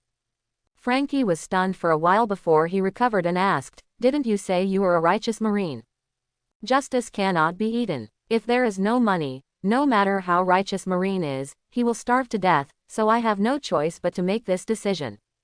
I just want to ask you one question, to make it or not to make it?" "Make it. We make it." Before Frankie could speak, Bingshan spoke first. Unlike Frankie, a brainless junior brother, Bingshan was able to become the mayor of the Seven Waters City because of his flexible mind. It was able to gradually develop the original 7 small fishing villages into the current capital of 7 rivers. After Bai Yi said those words, he keenly noticed that there was a slight difference in logic in Bai Yi's words. But he didn't say it directly. Instead, he kept these problems in his heart. Because he knew that even if everything Bai Yi said were lies, at least one thing was true. After the Pluton construction drawings were destroyed, they were indeed safe. If you want to check, you can only find that a mysterious figure kidnapped them tonight. Turn all the attention of the world government to the kidnappers. That is, Bai Yi. And they no longer need to live under the surveillance of the world government for the rest of their lives.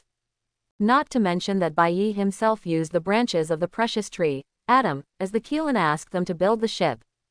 Even if Bai Yi does nothing, if he directly asks Bingshan to build a ship, Bingshan will still be able to build it. Because this kindness is too great.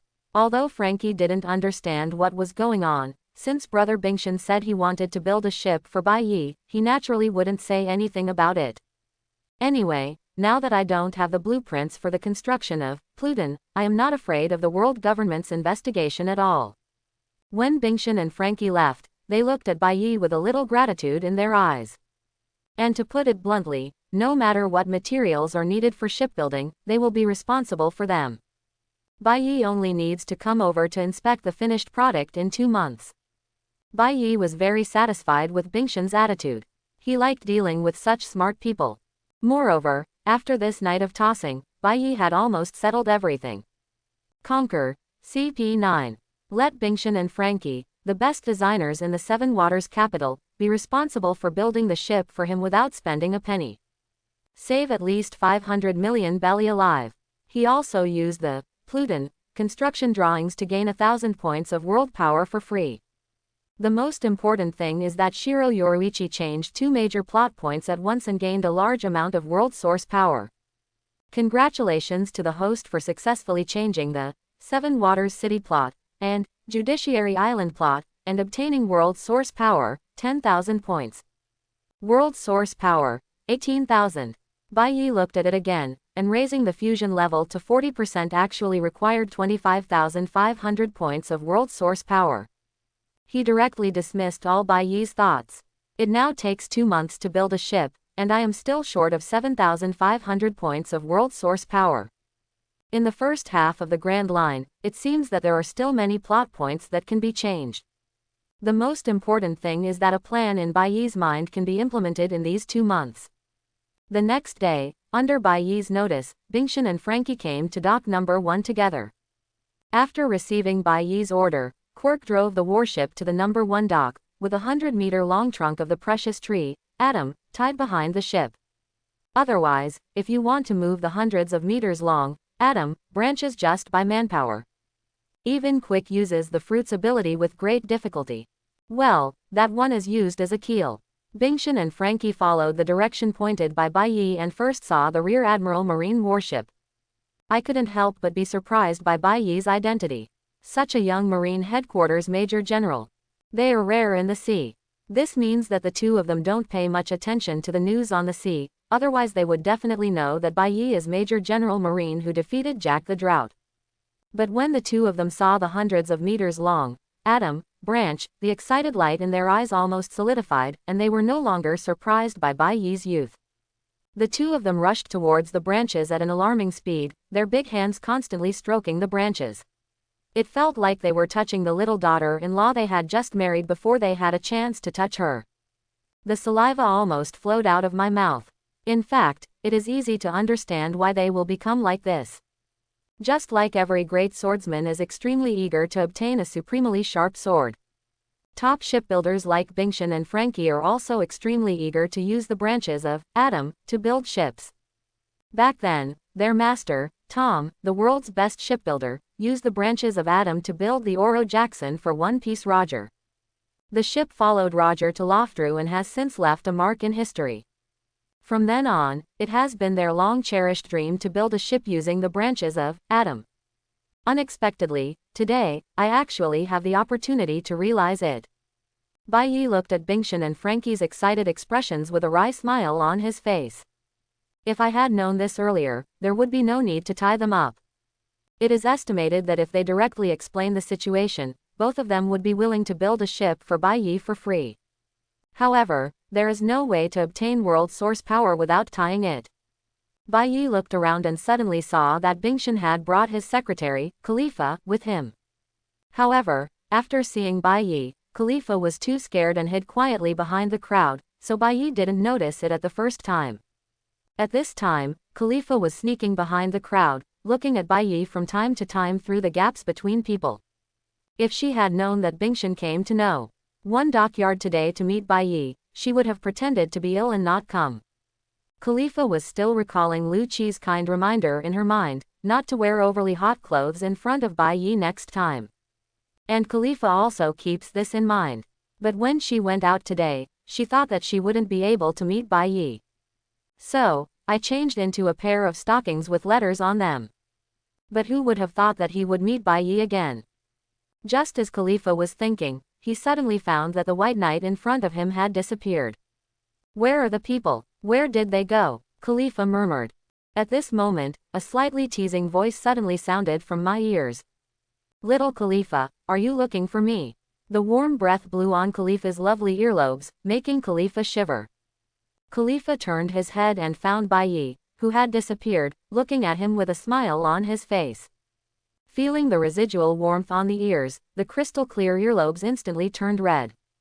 Out of defensive instinct, Khalifa subconsciously whipped Bai Yi. Bai Yoruichi grabbed Khalifa's raised ankle, but the leg was still slippery. Just as he was about to speak, he realized that he had seen something extraordinary. Black lace. Do you want it to be so exciting? Khalifa noticed Bai Yi's shocked eyes and knew what Bai Yi saw, and her face turned red with embarrassment. But his right leg was tightly held in Bai Yi's hand, and he couldn't take it back at all. Khalifa said in shame and anger, let go. I'll finish admiring it soon, don't worry. I'm going to shout. As soon as Khalifa opened her mouth, Bai Yi's big hand covered her, interrupting her spellcasting. Bai Yi was so frightened that he broke into a cold sweat on his back. Good guy, if this is really called out, Lousy will never be a human again. Fortunately, Khalifa hid behind the crowd, and no one noticed the ambiguous posture between Bai Yi and Khalifa. Afraid that Khalifa would scream after letting go, Bai Yi pretended to be vicious and threatened. I'll let go later. If you dare to shout, you'll be finished. Lu Qi can't protect you, I said so. Khalifa blinked and agreed. There is no way, the posture of the two of them is too ambiguous now. If someone discovers it, no one will have to be a human being. Okay, then I'll let go. Just as Bai Yi was about to let go, two crisp and slightly dissatisfied voices suddenly came from behind. Byakuya-sama, senior brother Bai Yi. These are the voices of Dasky and Ain. If they see me, my image as a gentleman will be lost. Bai Yi quickly let go of Khalifa and put his hands behind his back, pretending that nothing happened.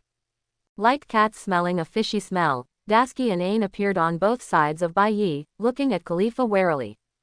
Ain held Bai Yi's arm affectionately and asked in a charming voice, Senior brother Bai Yi, who is she? Bai Yi felt the soft touch coming from his arm from time to time, exclaiming that it was too much. This is the secretary of Mayor Bingshan of the Seven Waters City, because I handed over the shipbuilding matter to Mayor Bingshan. I was asking her just now, why did Foreman Lu Qi from Dockyard Number 1 not come to work today?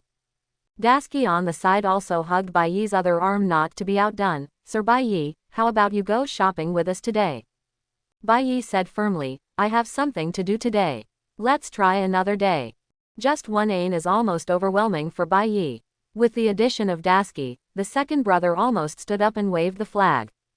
If it were another time and another place, Bai Yi had to shout, my second brother is invincible in the world. Then give Ain and Dasky a good meal. But now it's not possible.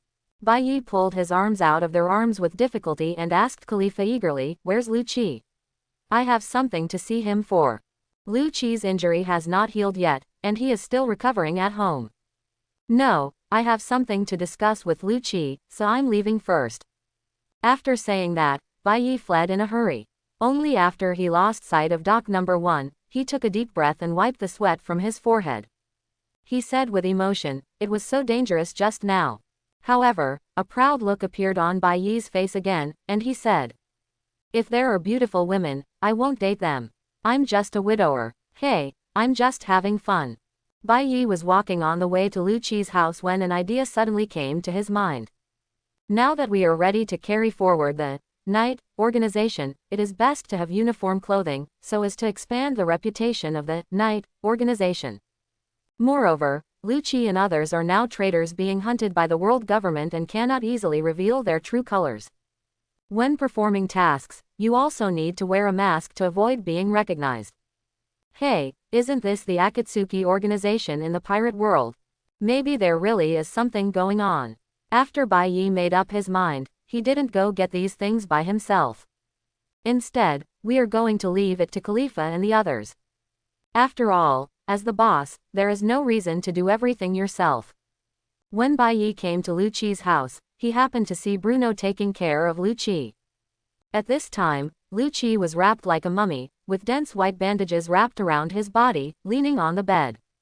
Bai Yi was a little surprised and said, "The injury is not healed yet. It's been a day."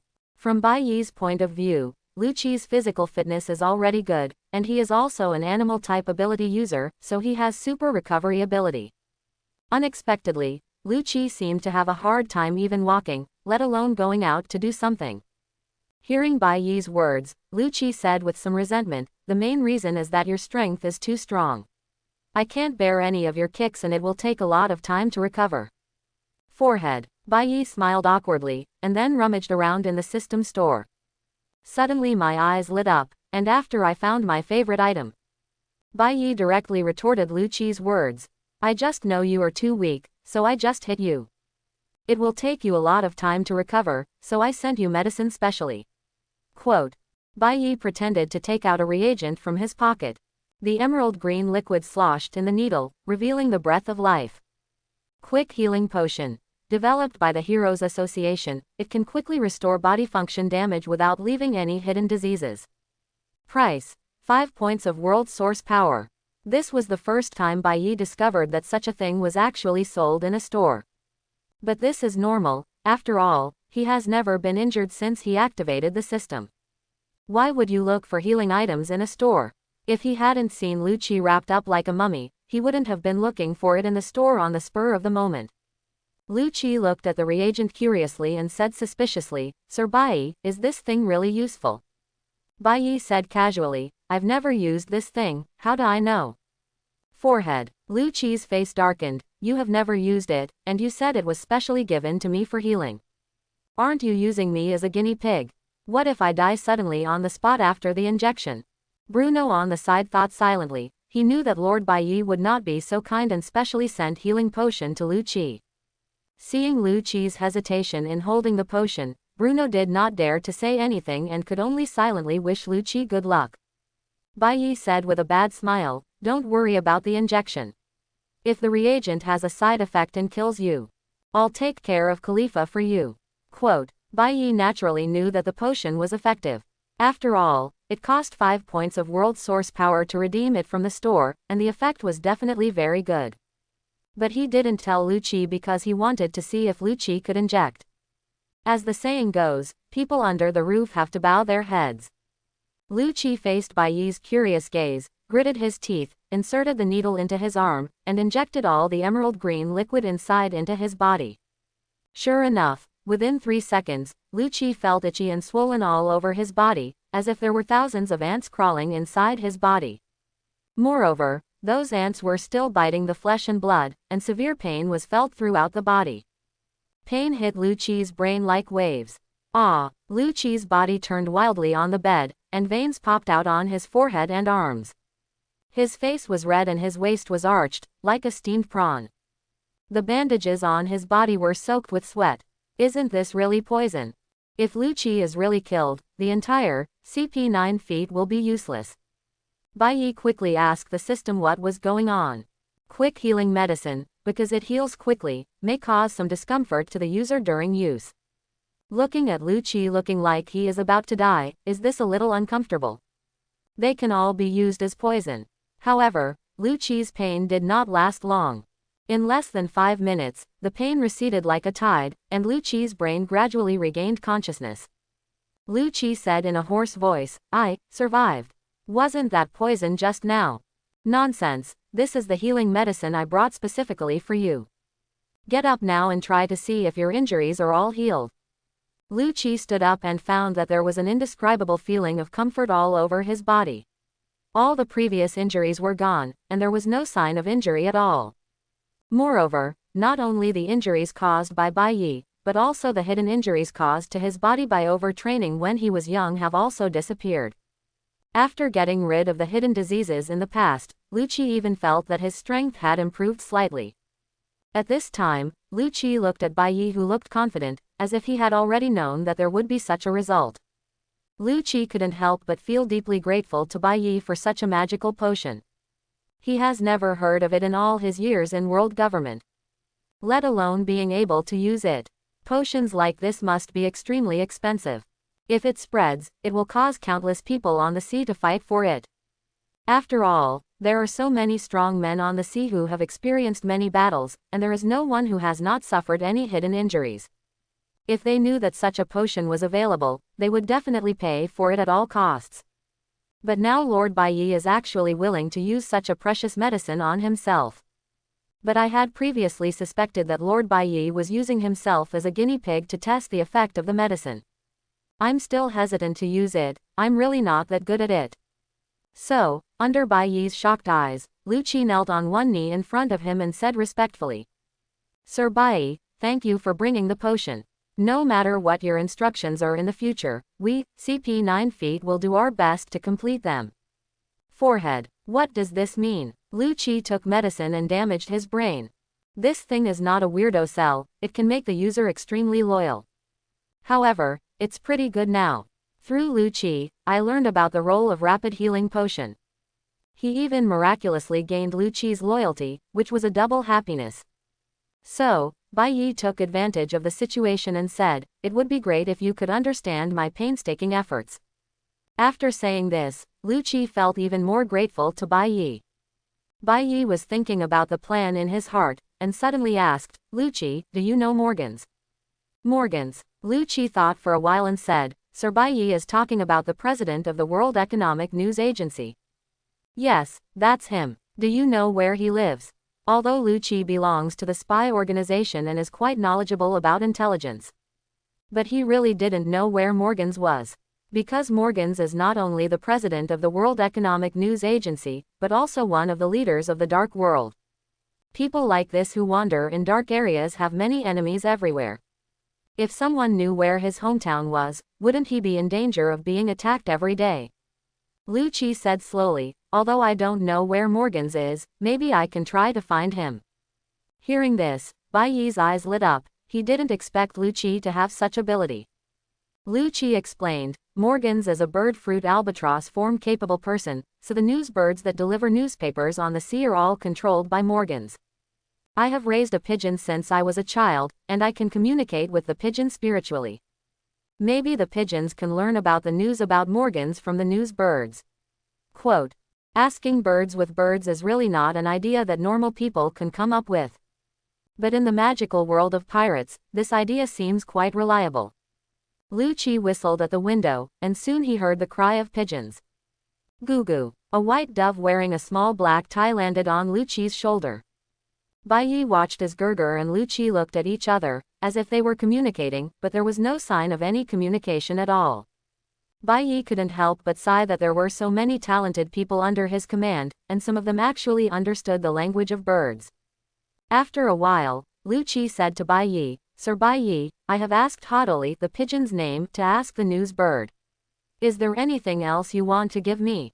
Bai Yi thought about it carefully, and found out that Morgans appeared in very few scenes in the anime, except for a brief appearance at Auntie's tea party. However, judging from the details shown by Morgans, he should be a person who regards big news as his life. In order to get first-hand big news, he may even risk his life. When my aunt was suffering from narcosis, she recorded everything that happened at the tea party. So, Bai Yi considered it and said, try to ask Haudali to tell Newsbird that we have a big news that can be revealed to Morgans in advance. But we need to meet with Morgans first. The location can be determined by him, and the time is best determined within a week. Quote. Although Lu Qi didn't know what Bai Yi's next plan was, he knew that since he contacted Morgans, it means that Bai Yi is really preparing to cause a big event. Maybe the sea is going to be in chaos. 3 days later, Lu Qi came to Bai Yi. Lord Bai Yi, there is news from Morgans. Bai Yi was surprised and said, so fast. What did he say? 2 days later, we met at Gan Island near the Seven Rivers capital, and we said we hoped there would be no more than 3 people here. If there are more than 3, the meeting will be cancelled directly. Quote. 3 people. It seems that Morgans is also very vigilant, fearing that his enemies will set him up. Bai Yi suddenly asked, Morgans, by setting the meeting place near the capital of 7 waters, does that mean he knows we are in the capital of 7 waters? It should be that he should be aware of the area that each newsbird is responsible for, but he should not be sure of our specific location and identity. Bai Yi smiled and said, it seems that no one who can become a giant of the dark forces can be underestimated. When the time comes, just me, you and Bruno will go. 2 days passed in a blink of an eye, and the 3 of them set off in the direction of Gan Island. However, Bai Yi will not appear in his true identity this time. Bai Yi's current identity is the leader of the Yi organization. In order to be able to hide his identity, Bai Yi even took off Fengming and gave them to Khalifa for safekeeping. The reason why he didn't give it to Dasky and Ain was because Bai Yi didn't want to expose his identity to them so early. The less they know, the safer it is for them. The 3 of them were wearing black waning moon robes, covering their whole bodies. Lu Qi wore a dove mask on his face, while Bruno wore a minotaur mask. Bai Yi always wanted to laugh when he saw them. As for Bai Yi, he wore a pure black mask and black clothes, making him look even more mysterious. Gan Island. Morgans paced back and forth on the shore, looking anxious and uneasy. Birdbill murmured, what big news will it be? Why haven't they come yet? I'm really worried. The assistant looked around cautiously and asked uneasily, President, do you think this could be a trap by the enemy? I think it's better to keep the men lurking around closer to us. Morgan said indifferently, so what if it's a trap? If this is really big news, even if I lose my life. As soon as he finished speaking, a chuckle came from behind Morgans. As expected of President Morgan, his desire for big news is beyond the reach of ordinary people. Morgans and his assistant were startled by the sudden sound. When they turned around, they saw 3 men wearing black robes and masks standing behind them. At this time, the assistant's heart was about to jump into his throat. These 3 guys actually bypassed the protection of the bodyguards and appeared in front of them quietly. This is really scary. The feathers on Morgan's neck stood on end, but he was not afraid, but rather excited. Morgans asked eagerly, what is the big news you are talking about? Bai Yi didn't sell it, and said calmly, there is news about 7 warlords of the sea. 7 warlords of the sea. Morgans felt the blood in his body begin to boil. 7 warlords of the sea is one of the 3 major forces of the Grand Line, and each of them is a great pirate whose reputation is known throughout the sea. Any news related to them will attract the attention of countless people. Byakuya continued, our Yi organization is preparing to eliminate one of the Shichibukai. But we need you to report the whole story as it is. If you can do it, I may still seek cooperation with you after this matter is over. Quote. Hearing this, Morgans became restless. This was really a big deal. If these mysterious people who call themselves the Knight organization in front of us can really eliminate a Shichibukai, then the reputation of the Knight organization will spread throughout the sea. Morgans rubbed his hands, his wings and asked a little embarrassedly. Well, can you tell me in advance which Shichibukai you are going to deal with? Morgans knew that the question he asked was a bit excessive. Because if this news gets out accidentally, it will easily attract Shichibukai's attention. This undoubtedly adds a lot of trouble to the mysterious Yi organization. But Morgans really couldn't suppress his curiosity. For him, big news was the meaning of his existence. Bai Yi said directly, "Sand crocodile, this is our first time working together. If everything goes well, we may have a second cooperation soon. I hope you won't disappoint me." Quote, "This is out of confidence in one's own strength. So what if Crocodile knows it? If even Crocodile can't solve it? Bai Yi just hit him to death." As a professional journalist, Morgans naturally knows how rare it is to have such a collaborator who can provide big news. Morgans said very seriously, "Don't worry about this news will not spread before you take action. After we officially take action, we will send you an image of the phone bug. And what you need to do is to spread the footage recorded in the image phone bug to the entire sea in the shortest possible time." Morgans patted his chest and assured, "Don't worry about this. With the communication capabilities of our news agency, it will be enough for everyone on the sea to see this news within one day. Then I wish us happy cooperation." Bai Yi left a faint word, directly in front of Morgans, and left through the air door opened by Bruno. Seeing the strange way Bai Yi and the three left, Morgan's pupils narrowed. Now he finally knew how Bai Yi and the other three bypassed the bodyguards and appeared behind him. But even if you know it, it will have no effect. Because of this ability, you have no way to stop it. Although Bruno's fruit ability is very useful, it is limited by his own strength and fruit development. This kind of teleportation distance, which is comparable to any door, is not far. Based on Bruno's current strength, he can teleport up to 3 kilometers away. Moreover, if used up to 5 times in a row, all stamina will be exhausted and it will take some time to recover. The three of them came out of the air door. Because all three of them mastered the moonwalk in the 6th form of marine, they could hang in the air for a short time. Lu Qi was a little surprised and said, "Lord Bai, do we really want to deal with Crocodile now?" Of course, Lu Qi did not doubt Bai Yi's strength. According to Lu Qi, Byakuya's true identity is Major General Marine and the Shichibukai where Crocodile is located, both belonging to the world government. There is no hostile relationship between the two, so why did they suddenly attack Crocodile? You know, after Lu Qi knew Bai Yi's identity, he still specially collected information about Bai Yi. Judging from the information, Byakuya should have quite a conflict with one of the Shichibukai, Heavenly Yaksha, Doflamingo.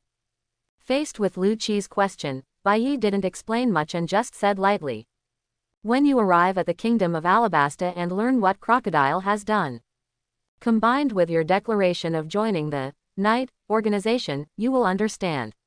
Quote. Lu Qi was stunned for a moment. Organization declaration. Is it really for world peace? Don't be ridiculous, he didn't see anything related to peace in Bai Yi. Seeing Lu Qi's confused face, Bai Yi showed a smile under his mask. Of course it's not for world peace, but for world power. The three of them did not use the moonwalk for a long time because neither Bruno nor Lu Qi's physical strength could support this journey. So, I randomly picked an unlucky pirate group on the sea, took away the other party's ship, and headed towards the Alabasta Kingdom. At this time, in the Kingdom of Alabasta, there was no rain at all except for the capital Albana, which lasted for 2 years. Under Crocodile's deliberate arrangement, the people believed that the drought was caused by the king's private use of the rain-inducing agent, dancing powder, which triggered continuous civil wars and heavy casualties. Crocodile, the culprit, was regarded as a savior and hero by the rebellious people. After King Cobra is defeated by the rebels, Crocodile can ascend to the throne of king in the name of a hero. Take complete control of the Alabasta Kingdom and use it to find clues to the ancient weapon, Pluton. It can be said that with this series of plans, Clarkdale lived up to his reputation as a hero.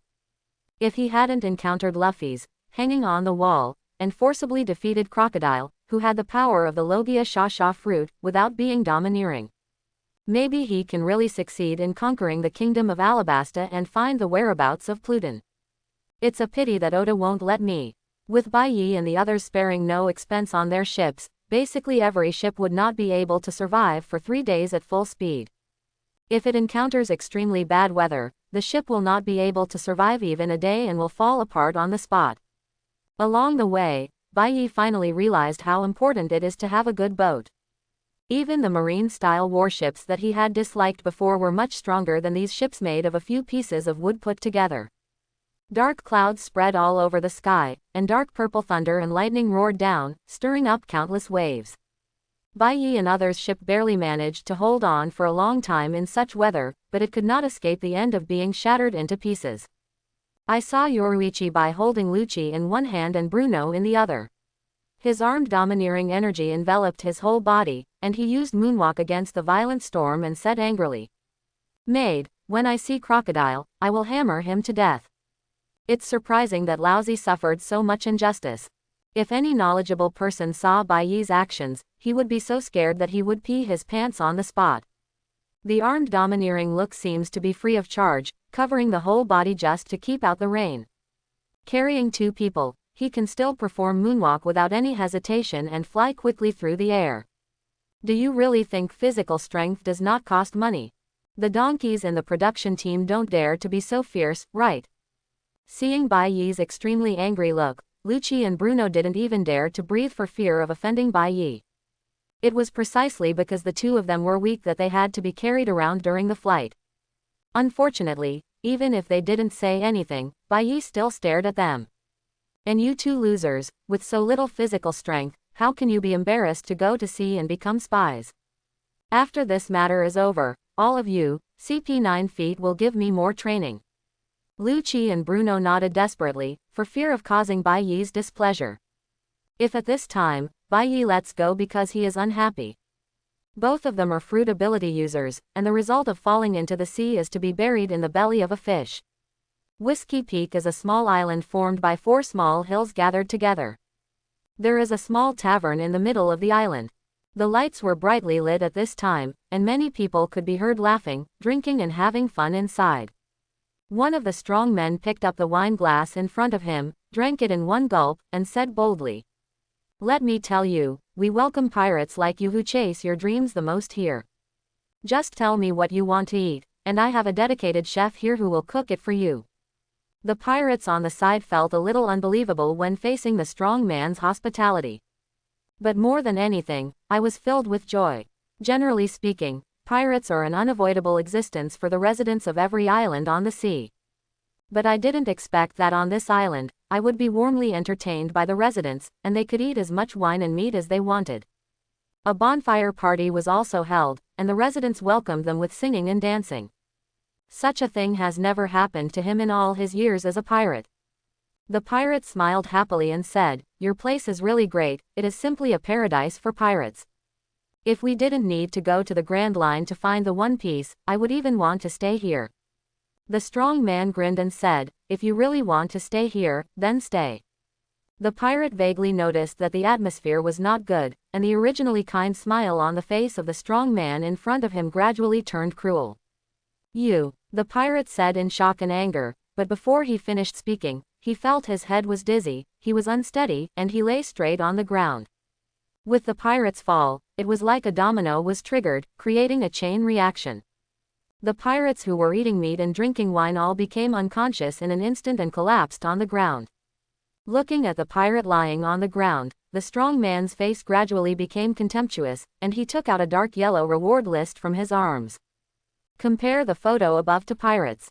The vicious dog, Mori, who had a bounty of 12 million Baileys on his head, was captured so easily by us. The vigilance is really bad. After saying that, the strong man skillfully pulled out the long knife beside him, cut off Mori's head, put it into a dark black cloth bag, and handed it to the men next to him. "Take it to the Marine Branch base in exchange for the bounty."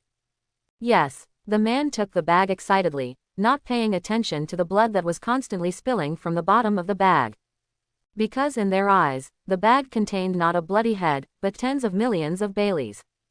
The strong man looked at the fallen pirates and said in disgust, "Cut off these guys' heads and throw them all into the sea to feed the fish." In his opinion, pirates who can't even exchange for bounties are complete trash. It has no existing value. At this moment, one of his subordinates hurriedly ran over to report, "Sir Hubert, 3 men in strange clothes have come up from the shore and are walking towards us." Hubert was stunned for a moment and asked, "Can you confirm their identities?" I didn't see the other party's ship. It should be 3 people who were shipwrecked. Hubert said coldly, no matter how many things there are, let's clean up this place first so they can't see these pirates. Under Hubert's order, the residents cleaned up the scene extremely skillfully. In a short period of time, the scene was restored to its original state, as if nothing had happened. After getting everything ready, Hubert sneered, let's go and greet our new guests. For Hubert, he didn't care at all about the identities of these 3 people. He only cares about how many Baileys he can earn from the opponent. Behind the crowd, a sweet-looking girl frowned, looking at Hubert and others leaving, and couldn't bear to say, we cannot let those 3 innocent victims suffer the same fate as the pirates. Ikaram, who had strange curly hair, came to the girl's side and whispered, Sir, Vivi, let's not meddle in other people's business. If Hubert and the others know your true identity, Crocodile will not let you go. For the sake of the kingdom of Alabasta, we must continue to endure without exposing our identity. Quote, the girl who just spoke secretly lurked in Crocodile's Baroque studio in order to save her country. I want to collect evidence of Crocodile's murder of the Alabasta kingdom. In order to persuade those rebels not to let innocent people shed more blood. Ikaram secretly followed the palace guard captain who came out of the palace and was responsible for protecting Princess Vivi. There must be a way to ensure that our identities are not exposed and that the victims do not die tragically at the hands of Hubert and others. The 3 people Hubert regarded as fat sheep were the 3 people from Baiyi who flew over from the storm. Among the 3, only Baiyi looked pretty good, except for showing a little tiredness. Lucci and Bruno were like drowned rats. The robes covering their bodies were wet and clinging tightly to their bodies, making people feel very uncomfortable. But for the 2 of them, apart from discomfort, there was no other impact. Things like fever and cold are completely impossible. This island was the only island that Baiyi finally saw on the sea where he could rest, so he took the 2 of them and landed on the shore. The 3 of them took a few steps toward the center of the island when they met Hubert and others who came out to greet them.